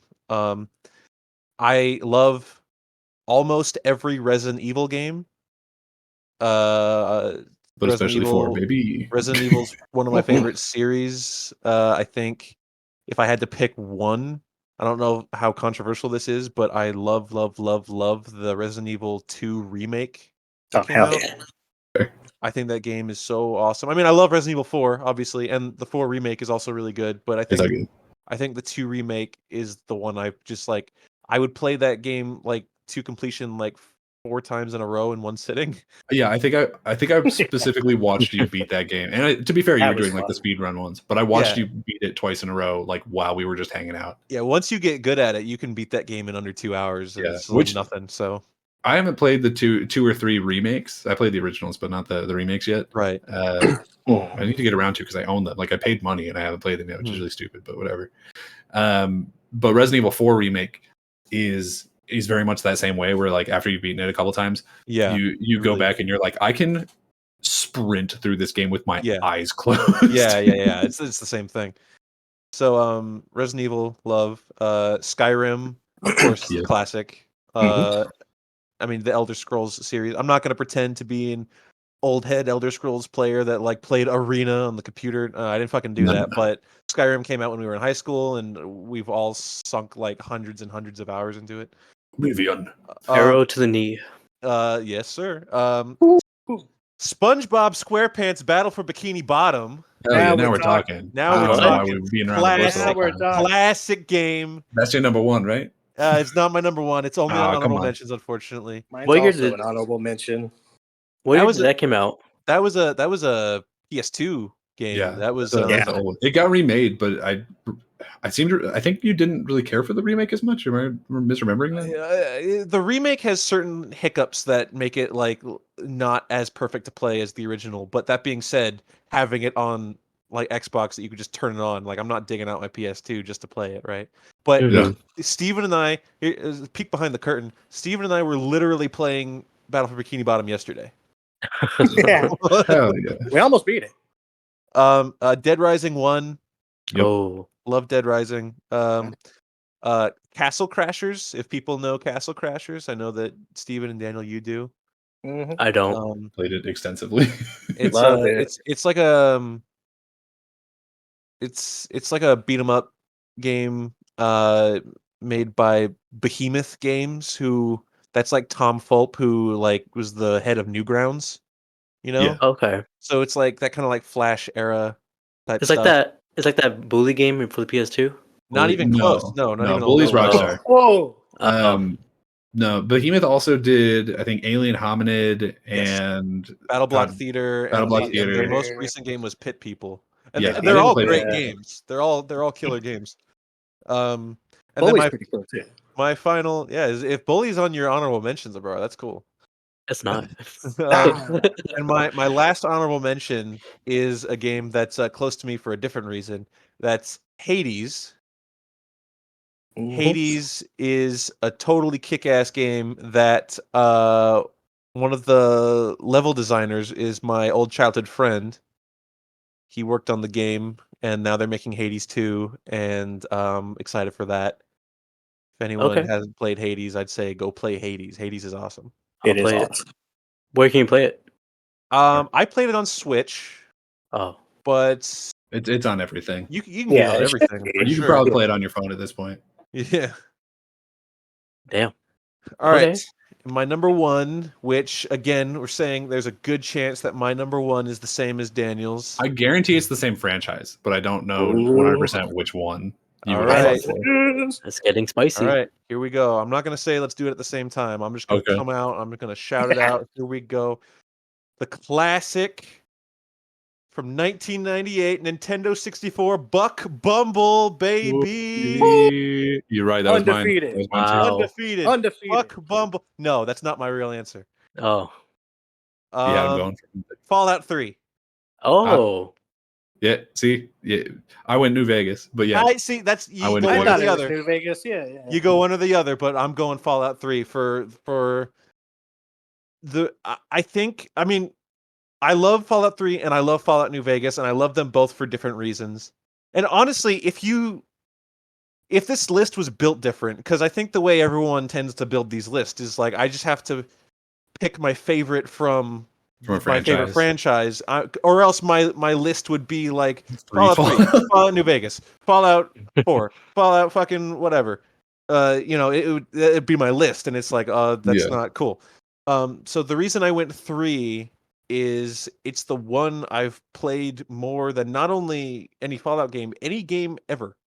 I wow. think Can attest to this. since I got Fallout 3 back in 2008 or 9, because I think it also came out 2007. Somewhere in there. I think so, because again, like going back to my Halo 3 story, when I bought my Xbox and I got Halo 3, what I left out was there was a second game that I bought, and that was 2008. Fallout 3. Yeah, so 2008, and then I think I've played through Fallout 3 2 to 3 times a year since I had it. Yeah. Like, it's the game I keep playing. All those times you're like, oh, Skyler, you need to go play The should Last play of Last Us. of I Us. put in Fallout 3 instead, and I play that. And you know what? Sometimes it's a playthrough that I'll sink like 50 to 60 hours in. Sometimes it's a speed run and I beat the story in 2 hours. Like, it's I can't Man. stop. I won't stop. They're gonna bury this game with me. Fallout 3 is the game I've played more than any other. And again, I love New Vegas. New Vegas Yeah. takes a lot of what 3 is and fixes it. There's a lot of shit in Fallout 3, like the companion system, Yeah. where you like one of the most fun things about Fallout games is befriending companions and traveling the world with them. And in Fallout 3, you get these kind of interesting characters that you don't get to learn a lot about. And if you don't want them to travel with you anymore, you say, "Hey, you're fired. Fuck off." Hey, go And they're on. like, "Ugh," and then they leave. But Kick rocks, mate. in Fallout New Vegas, you're like, "I'm done traveling with you now. Go back to our hideout," and they all hang out in the same place, and that's a Yeah. lot better. I mean, you can also tell them to kick rocks, but Yeah, of course. why would you? Yeah, it's I think me choosing Fallout 3 over New Vegas would be kind of controversial in like the Fallout fandom, because I think New Vegas is considered more well written than 3. I think people tend to criticize Bethesda writing over Obsidian writing like a lot, which I understand, don't get me wrong. Maybe I think it is one of those things where people be like, I disagree, but yes. You know what I mean? Yeah, it's just the world of Fallout. Like again, people will like tout Fallout New Vegas and then say, "Oh, but fuck Fallout 4. I hate Fallout 4." I love Fallout I 4 love too. Fallout 4. Yeah, Yeah. Fallout 4 is awesome. I actually might, depending on the day of the week, I might like Fallout 4 more than 3. I actually even debated it over New Vegas for a little while, specifically because I think the best singular piece of content for any Fallout game is Nuka World. I love Nuka World. Oh, like, Nuka World's so awesome. much. Mhm. So I really did. I really did think about that one. The only bad Fallout is 76, and even then, like, I don't know, I didn't play it. Yeah, it's one of Nor those will I. games where like we could have had fun, but we didn't. We tried. Look, we gave it the old college effort, but Yeah. like we had better things to be doing. Yeah, Fallout, one of my favorite series of all time. I've got a shelf full of Fallout memorabilia. So does Daniel. Same. Um, Nice. uh, A lot of it Fallout bought 3 by Skyler for me, to be Yeah. fair. Yeah. It's another one of those series that like every game has like a huge voice cast. Like Fallout 3 has Liam Neeson Baby. and Malcolm McDowell and a couple others. Fallout New Vegas has everyone's least favorite superhero, Zachary Levi. Mm-hmm.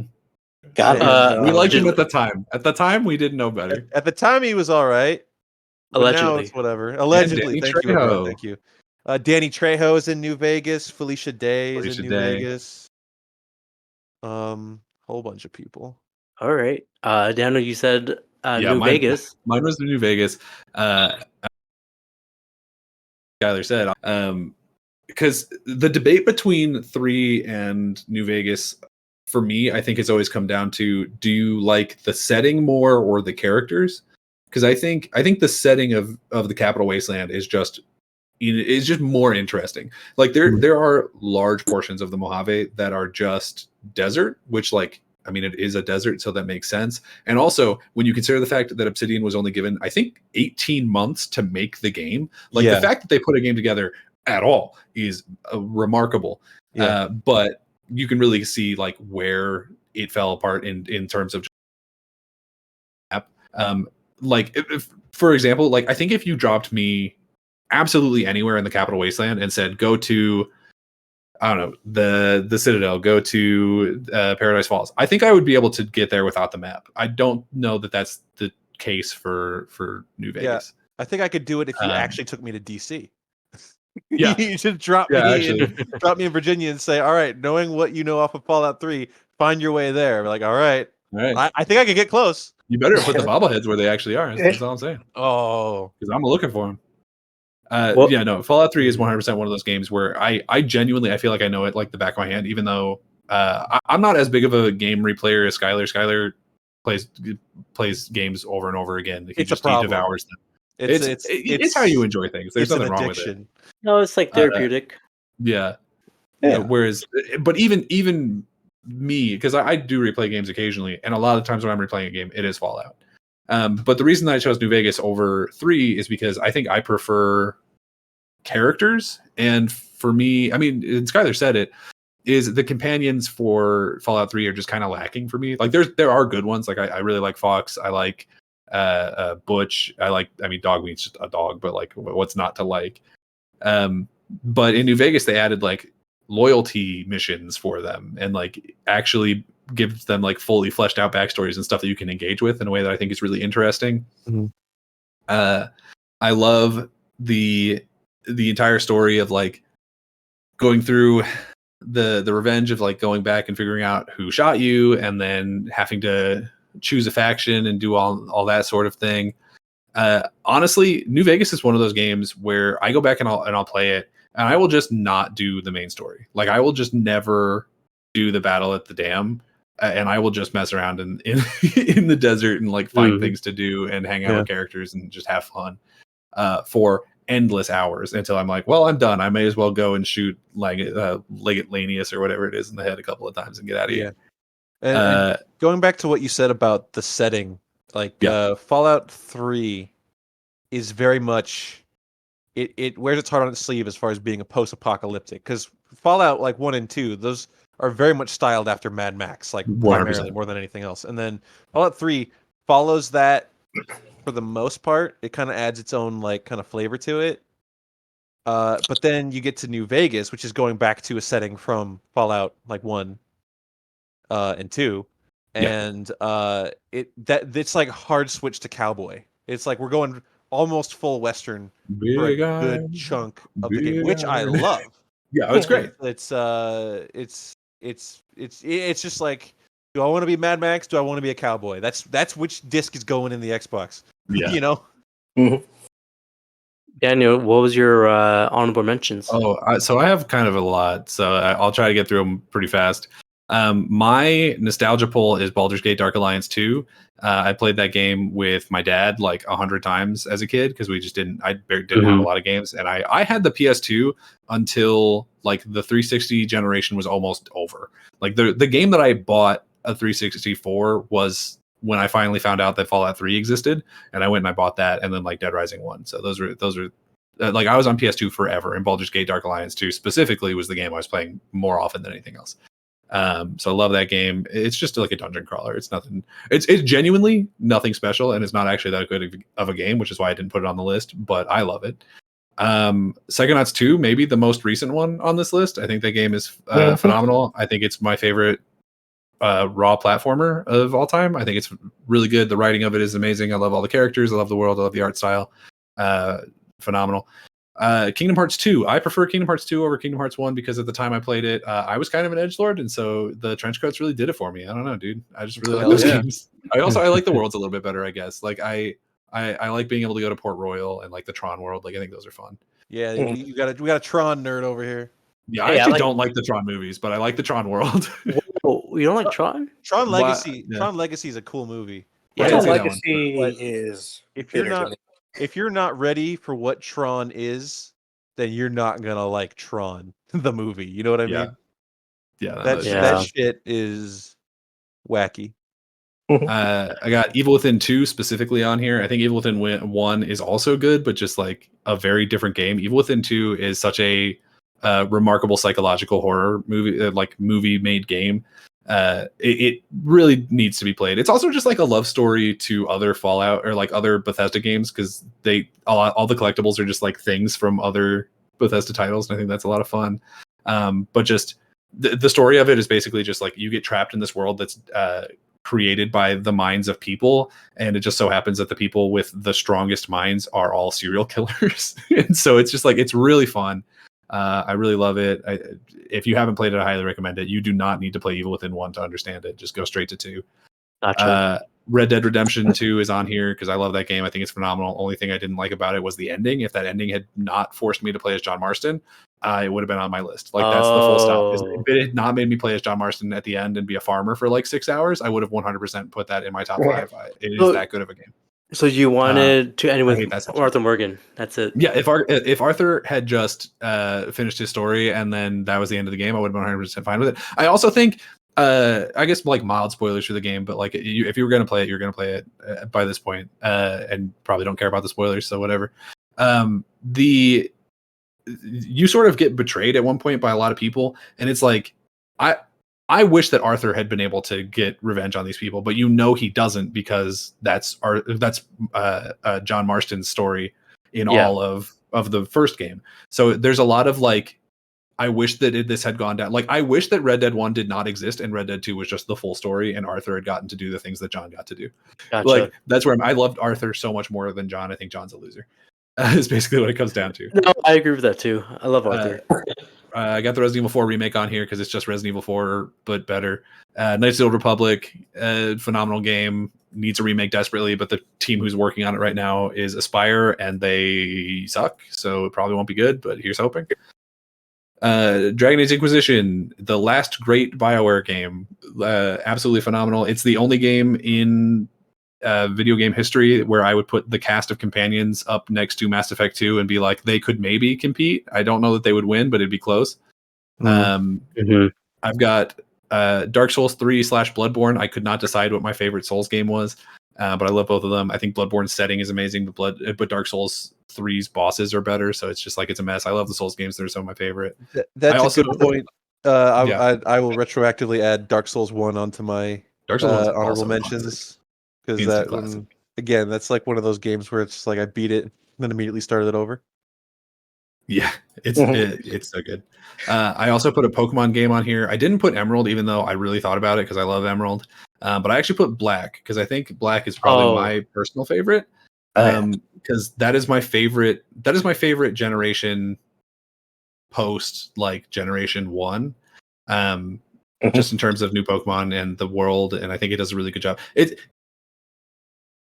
exciting to me when like, you're just going to play with the new Pokemon. We're not giving you all the old ones. And I was like, that's such a cool idea. People complain about it and like, whatever, but I thought it was fun. It was a soft reboot of Generation 1. See, I'm the opposite way, where like I hate when they throw you into a new Pokemon game and they keep throwing like Gen 1, Gen 2 Pokemon at you. Yeah. Just like let me use the new guys. That's why I bought this game. Exactly. Yeah, and like there are some generations of Pokemon that I don't think are able to stand up on their own without the previous generations. Like you only added, and most of them are not good.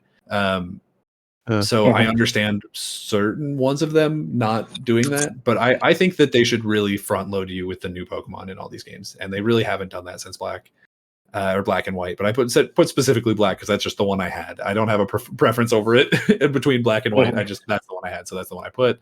And then my last honorable mention is I knew I needed to have a RTS game on here because RTS is, I think, one of the most underappreciated genres of all time, and it's also one of my favorites. So I put Total War Warhammer 2 because I think it's probably the game on this planet that I have put the most hours into. I think I have like 700 to 900 hours in that game. I have a problem. I have a condition. Don't worry about it. It's really good. I love the lore of it. All the different factions feel super unique and interesting, and they added a group that's just like pirates who are also vampires. And if that's not the coolest thing you've ever heard, then get out of my face. That's all I got. Hell yeah. Yeah. When you mentioned Black, I thought you were mentioning the PS2 game, the shooting game. Oh, Black? No, Pokemon Black. Gotcha. I did not play PS2 Black. I remember the cover of it distinctly, but Yeah, the cover looks pretty cool. Yeah. Steven, what's your first, before you say your number one, what's your honorable mentions? Hold on. I have it on my notes. Oh, I thought you just bring out the whole list. Yeah, Well, the list. Oh, right. No, I thought you bring like a scroll. We didn't print off papers for this, Abrar. No, okay. I'm not killing trees for my stupid opinions. Not I just killing did trees Google for you, Abrar. I'm using my computer, but we're saving trees, guys. That's the message of the story. Abrar, you're my good friend. I'd kill a tree for you. Don't do that. Just one. Just there's some one. trees that are asking for it. If I'm being real with you, Maybe two if Sure. if I get into it. If Mark Wahlberg is talking to a plant, then I'm in. That's great. Well, you get a taste for tree blood or sap, I guess, and you just go hog wild. I don't know if anyone else caught that, anyone listening, but that's like the third time this week that Abrar has referenced The Happening to me. I think he's trying to make it happen. Always talking about The Happening, this guy. Mm-hmm. Hey, that movie is stupid, but it's kind of scary. Yeah, The Happening and Johnny Tsunami. It's all this guy talks about. All right, Steven, what's your honorable mentions? All right, it's been mentioned, but I'll mention the ones that have already been mentioned that are on mine, like Battle for Bikini Bottom. Mhm. I have the Legend of Zelda series. Just all of them. Even though I have some that I don't like, I still play them, and I will have some enjoyment out of them. I love the series as a whole. Bloodborne. When that came out, I was like, I'm not big into Souls, but like this is gonna get me into it, and it did. It got me into it. Halo 2. That's what inspired me to get an Xbox. It was the only Xbox console I've ever owned, and I actually still have it. It's kind of just a paperweight in my room. Is it the original Xbox or 360? It's 360. Oh, okay. But it's just sitting there and never red ringed, but it's here. Yeah, Skyler. Oh, okay. I'll have you know that after I threw out my first Xbox, I got the second one, like the new release, like I think it was like called Elite, Xbox Elite. Yeah, Xbox it was the one where the 360 faceplate Elite. didn't come off, right? And that shit is still working to this day. Okay. So they fixed their shit. My first one was a hunk of junk. It was an adventure. What else we got here? We have Okami.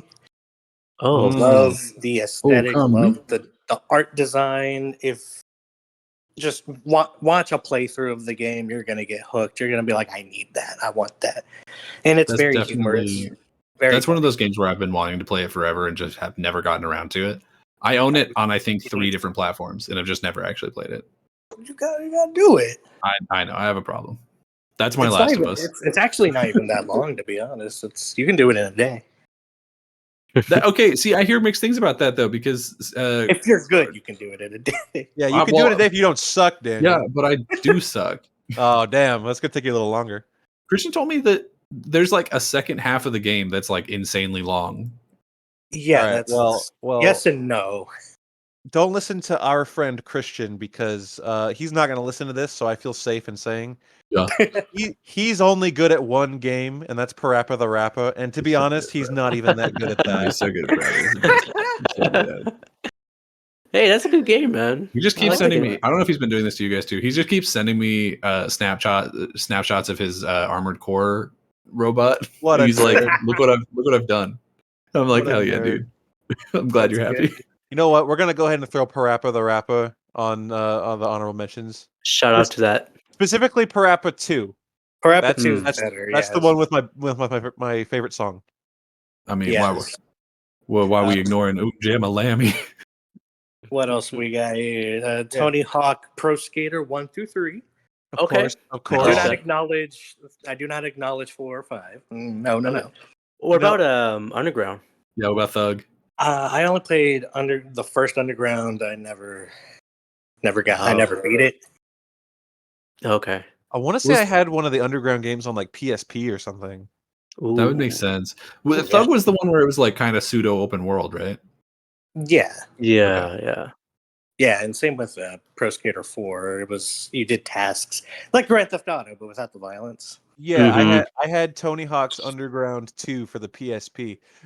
Actually, it's funny you say that because that's the game like all my other friends who would grow up to become actual game developers. Hey. They would be like playing like Grand Theft Auto and be like, "Oh, look how cool this is!" And I was like, "I'll go play Tony Hawk's Underground 2 on my PSP." Yeah, hell yeah. Got my UMD right here. Oh, shout Next to my PSP version of Shrek 2. out to UMD. I've got 2 more. One's kind of lumped together. It's Guitar Hero and Rock Band. Yeah, You can play it Yeah. for 10 minutes. You can play it all day. Mm-hmm. I've watched you play it all day multiple times. Mhm. Oh yeah, you watched me beat the whole thing. I watched you beat the entire Guitar Hero series Hell yeah. in like a couple weeks. Hell yeah, that's what we do. That's what we do. Expert on expert. Hell yeah. And the last one is the Super Mario franchise. Not the new Super Mario where it's a 4-player side scroller yeah, not the chaos. like, I hate Wii that. U ones. I Do you hate have any those interest so in much. I do have an interest for Wonder? the new one. I think Wonder's gonna like Mario hits a line of crack and thinks he's an elephant for a Yeah. while? it's gonna hit me in the good spot. But I say Super Mario as the first one, Super Mario 3, Super Mario World, Super Mario 64, Sunshine, Galaxy 1 and 2, and Odyssey. I just think they're all fantastic. Yeah, agreed. Very nice. Steven, I'm disappointed you didn't say Putt Putt. You didn't say Freddy Fish. Oh yeah, what the hell? You forgot my friend Peppa Pig. Peppa Pig. And Pajama Sam. Jamma Sam. But no, Like honestly, Pike. in all the honorable mentions, I just thought of another one that I keep cutting people off to say my honorable mentions No, because you're I'm good. an asshole. But I think I'll be remiss if we didn't mention the original Star Wars Battlefronts for PlayStation 2. Oh yeah. 100%. 1 and 2, both killer games. Yeah, not the new ones. Those ones Yeah, are no, not the new ones. Yeah. The new ones were fun for about 2 seconds, and you're like, oh, this is all they got. They started throwing card packs Yeah. at you. As soon as a video game throws cards at me, in really any level, I'm out. Anytime, Done. like you have to hold me back from punching my television. Like, Dude, the space on Kingdom those Hearts Chain games. Memories can eat my balls. Yeah, it's too much. Ooh. Shoot. Hold on. There we go. Back on All right. Discord. all right, now that all that's out of the way, Steven's gonna say his number one, which I know what it is. I think Everyone should know. Except for Abrar. Everyone should know. Is it the one I bought for you that one time? Close. Ah, It's close. What is it, Steven? I'm going to get into that caveat too. That is 1A, by the way. one Number one is Earthbound. Oh You don't know what that is, bro. no. Earthbound played- in Japan called Mother 2. It's part of the Mother series. It's Mother 2 out of 3.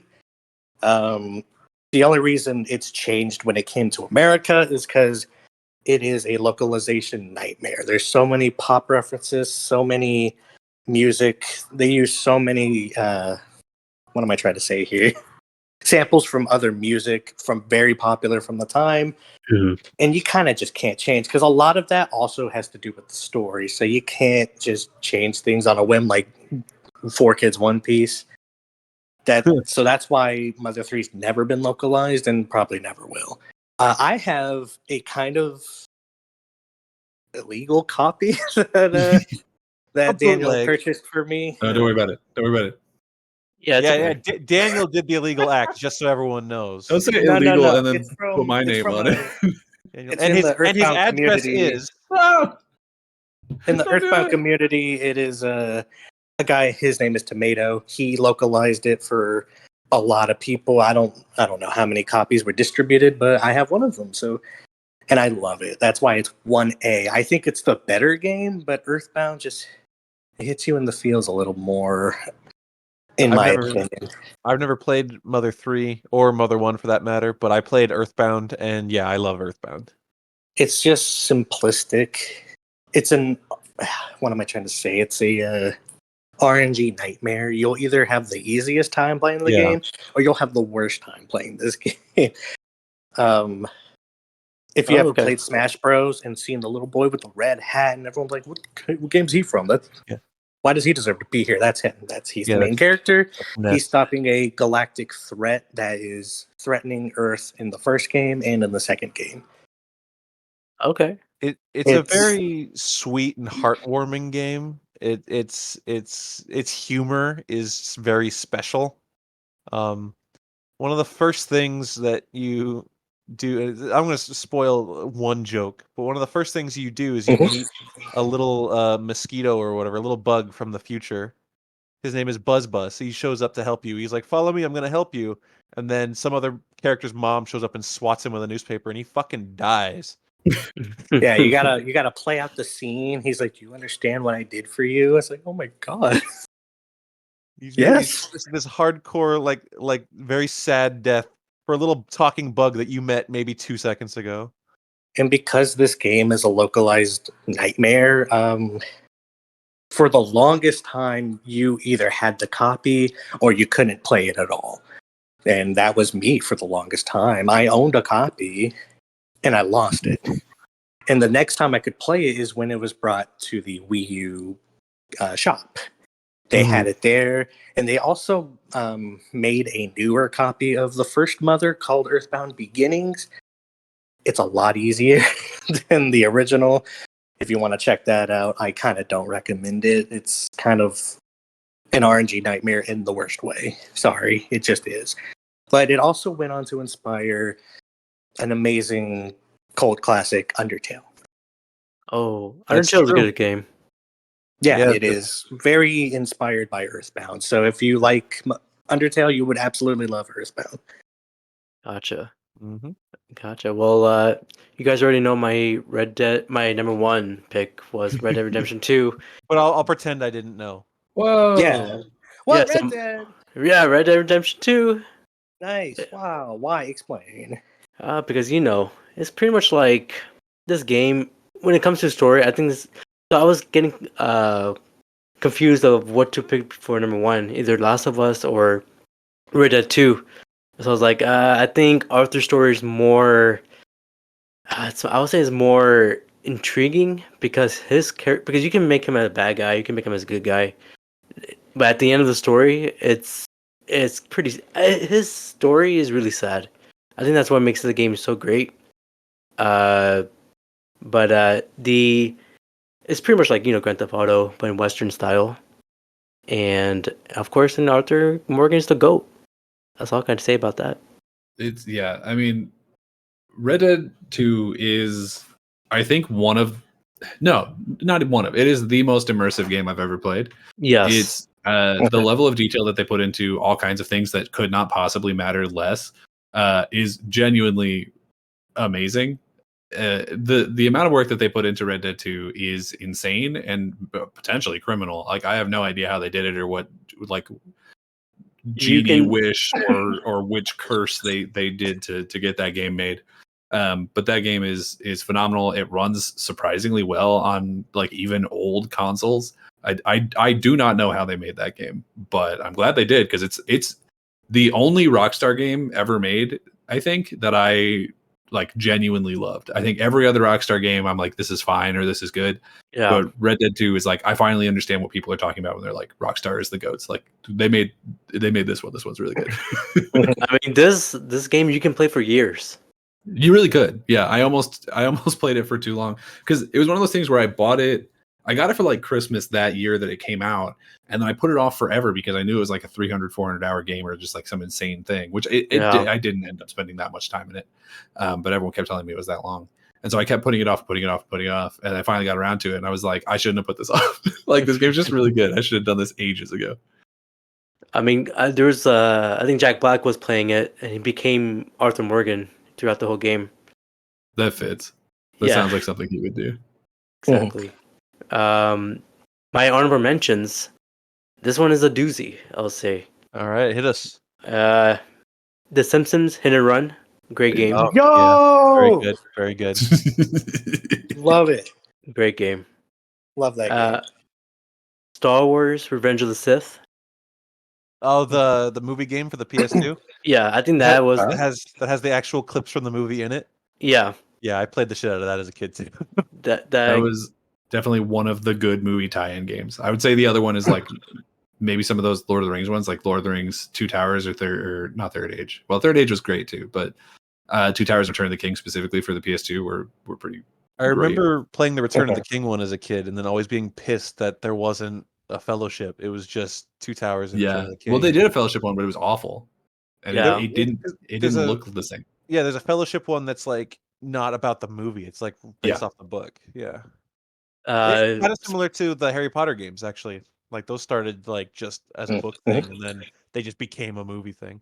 I only ever played the first two of those Harry Potter games, and people keep telling me that the later ones are really good, and I'm like, I'll get around to it someday, and I know I never will. The hardest part to believe for me about that is that I didn't know people were playing those later ones, because I played the first like 3 as a kid too, and then you're telling me, because I played the Goblet of Fire one too, and that one sucked.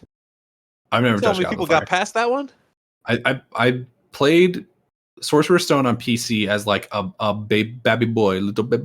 Yeah, same thing. And then I played Chamber of Secrets. I actually may have never. I don't think I beat Chamber of Secrets. I think I had it on PS2, and I just never finished it. Maybe I didn't like that game. I remember distinctly throwing, was it gnomes out of the garden? Yeah, and then getting my getting arrested by prefects. Like those are my memories of that game. Well, yeah, we completely deviated from Abrar's list, and I'm very sorry. No, you're good. Speaking of movies, you guys just mentioned it. It was Lord of the Rings, The Two Towers. Got him. Yeah, hell yeah. I played that many hours. Burnout 3 Takedown. I think that was the best racing Clash game I played. Yes, love Burnout. Sorry, Daniel. I did lie to you. How dare you? But it's not what you're thinking. Okay, well, I'm offended anyway. It's SmackDown Shut Your Mouth. Oh, I can't believe you lied to me. I didn't say it was 2K, but it was one of the old SmackDown games. What about the one that they were all cars? Crush Hour. Crush Hour. Crush Hour is great too. No, it's not. No, it's not. I played it on the GameCube one time. I liked it, but I didn't play it ever since. Just because you played it doesn't mean it's good. What? Damn. That's a hot take. Sorry. What else is there? Oh, Spider-Man, the 2018 version. Of course. Yeah, that should have been on my honorable mentions. I'm shocked actually that we talked about Arkham that much and Spider-Man never came up. Well, I do think that Arkham is definitively like better than the Spider-Man games, but the Spider-Man and Miles Morales are both really great, and I'm actually looking forward to Spider-Man 2, even though it's going to be like the 4th telling of the Venom story. And I'm gonna have to fucking borrow somebody's PS5 to play it. You just come over here. You can play it over here. Yeah, that's probably what'll end up happening. Tell your family that you're moving out. Just come over here for a week. My last game is, you said Halo 3 was like a midnight release. Everyone needs to be there. But I think it was the Call of Duty Modern Warfare 2 in 2009. That one was big too. Yeah, because when Modern Warfare was one of those games where it was like one of the reasons I wanted to get like a PS3, you know? Mm-hmm. It was actually, it was like Guitar Hero 3, Modern Warfare, and Assassin's Creed 1. I was like, I want to get a PS3 so I can play those games or whatever. And then but Modern Warfare 2 definitely was, it just felt more special. You know what I mean? It was. That one was a very special time. Another one of those games where it's just like, I don't normally play online, but you know, we all did that one. That one particularly that one was the best one out of all the. I want to say, oh, yeah, I'll say it. It was the best Call of Duty game out there. I think I probably agree with that. But Yeah, to I be think fair, it's so. also the one that I played the most. Because Modern Warfare 2 specifically was the one that was bundled with my 360 when I finally got one for Christmas. It was that and like some dumb ATV game that I don't even remember, a motocross game or something. Right. That I don't think I even kept. But yeah, Modern Warfare 2, so good. It's like that, and I don't know, maybe Black Ops 1 were like the ones that stick with me the most. Yeah. Everyone went nuts for zombies. I never really got into the zombies for like the Black Ops games, but Yeah, me neither. that was a huge thing. The zombies. I remember one particular night I was playing with zombies with my friends, and I had 2 bean burritos with me, and I didn't know where to put them, so I put them in my pocket, and 2 burritos. And when I was dying by the zombie, From I Taco kind of Bell? yeah. Yeah, from Taco Bell. Okay. I was dying by the zombie, or he was like beating me up, Yeah. and I was like, "Oh man!" And I crashed into my couch, and all of that bean burrito was in my pocket. Oh, You know what that is? That is a classic Abrar story you won't hear anywhere else. No, no, That's no. No one else what would put a burrito in people- their pocket. That's what people listen to a bunch of idiots talk about video games for 2 straight hours for, just to get to that. That Abrar had some burritos in his pocket, and he just fucked them up. I can't believe it. Put in my pocket. Yay! My memory of zombies specifically is like people getting way too serious about it and like being mad at other people for not being good at it. Because it was one of those things where like you really couldn't do it solo unless you were actually good. But if you were like the best player amongst your friends, then you would be like, okay, the rest of you suck. This is awful. I wish I had professionals. And I just distinctly remember people like getting genuinely mad at me for like not caring. Yeah, nothing kills the fun faster than that, to be honest. Yeah. Definitely. Well, I do have one game, but I don't want to put it as honorable mentions. I'll put it like below it. I would put it helped me through the pandemic. It was a game called Fortnite. I can't believe you had that lead-in sentence and didn't say Animal Crossing. I never. Like Animal Crossing was the game of the pandemic. You know, Yeah. if we're talking about Animal Crossing, I'm going to say that during the pandemic, that game saved my life. Honorable mentions. Yeah, Gotta honorable throw that mention. on there. Animal Crossing, so good. And so okay, the honorable mentions thing has just devolved into me cutting in every 10 minutes, being like, "Oh, and this. Oh, and this. Oh, No, yeah, that's this one." No, that's fine. But if I'm gonna do it, look. I'm gonna do it again. So heads up, Sea of Thieves. Sea of Thieves also phenomenal. Damn, yeah, yes. Sea of Thieves. It keeps getting better. They just added the Monkey Island stuff, and I haven't played it yet, and I really want to, and we should play it. Yeah, We should play yeah. it. I How think did I forget? because going back to Rareware, they kind of like fell off for a couple years and just made stuff like Connect stuff that nobody cared about, whatever. And then I think they put out Rare Replay, and everyone's like, "Oh yeah, Rare's fun." And then they hit us with Sea of Thieves, which when it dropped, people were like not really feeling it. I think there are people that latched onto it instantly, and then Daniel and I played it, and we were like, Yeah. "Oh, this is really fun." But when it launched, it was very bare bones. Like it was just like you sail around, you get some treasure, that's it. And then they've only added more and more and more stuff since then, to the point where like it's a completely different game than it was when it launched. And they've added all that shit for free. It's so cool. The Pirates of the Caribbean like storyline that they added is really, really good. It took me forever to actually finish it because it's one of those games where I don't know. I for some reason, even though I love Sea of Thieves, I'm so like non-committed. Yeah, you can't. Like, yeah, I'm gonna like, yeah. You can't get too into it, because the second you get too into it, you're gonna lose all your treasure to a 4-year-old, and then you're gonna want to kill yourself. Yeah, 100%. But yeah, it's not to jinx anything, but it'd be really cool since the new One Piece show is getting so popular. Maybe they do a One Piece Sea of Thieves crossover. That is the biggest pirate thing that they have not Oh, that'd be great. done a crossover with. Come on, man. They got to do it.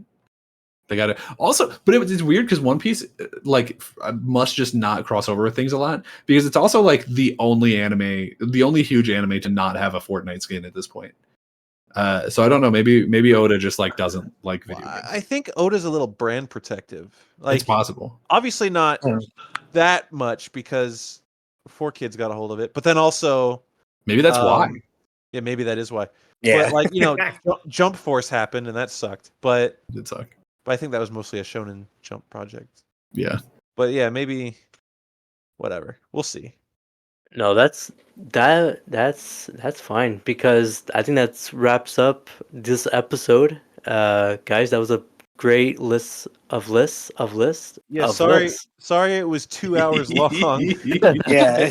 I don't know how many people are gonna listen to this whole thing, but if you stuck around even for a little bit, thank They'll you show for up. listening to the Brown Boy Wonders podcast. Yeah, Even thank if you you guys. sleep to it, we'd appreciate it. Yeah, guys, I really appreciate you guys hang on to this moment of thread. But guys, let's wrap it up. Steven, where can they find you in the socials? I'm not telling. Okay, that's You can fine. find me here or anywhere Abrar locals. Okay, that's Yeah, fine. You don't want to follow Steven on Twitter. It's just a bunch of No, you don't. reposts of girls' butts. Not Uh, on that. Oh, No, no. oh. let's not go there, guys. But Skyler, where they can find you? Where they can?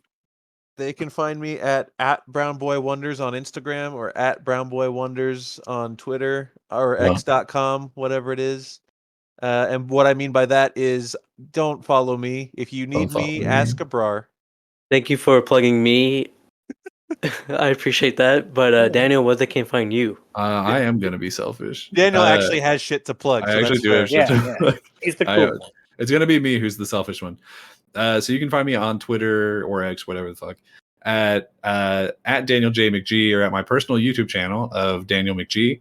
I talk about video games and just pop culture stuff, and honestly, just like whatever I feel like. It's usually either like comic book movies or video games, more so video games. You can also find me every Tuesday morning at 11 a.m. Central Time on the Xbox Factor podcast over on the Mr. Boomstick XL YouTube channel, or every Thursday night at 7 p.m. Central on the Infinite Umbra channel for The Fix, where on the Xbox Factor podcast, we obviously talk about Xbox. And on The Fix, we talk about just all things pop culture, be it anime or movies or just honestly whatever is in the news that particular week. So it's a lot of just kind of hanging out and talking with people. Awesome, guys. Well, thank you for joining, and anything you want to say to the crowd or to the audience? Get more people to watch, and then maybe Abrar will pay us. Yeah. Yeah. Wait. I'm Yeah. starving over here. Well, eventually. All right, guys, we're signing off. Bing bang.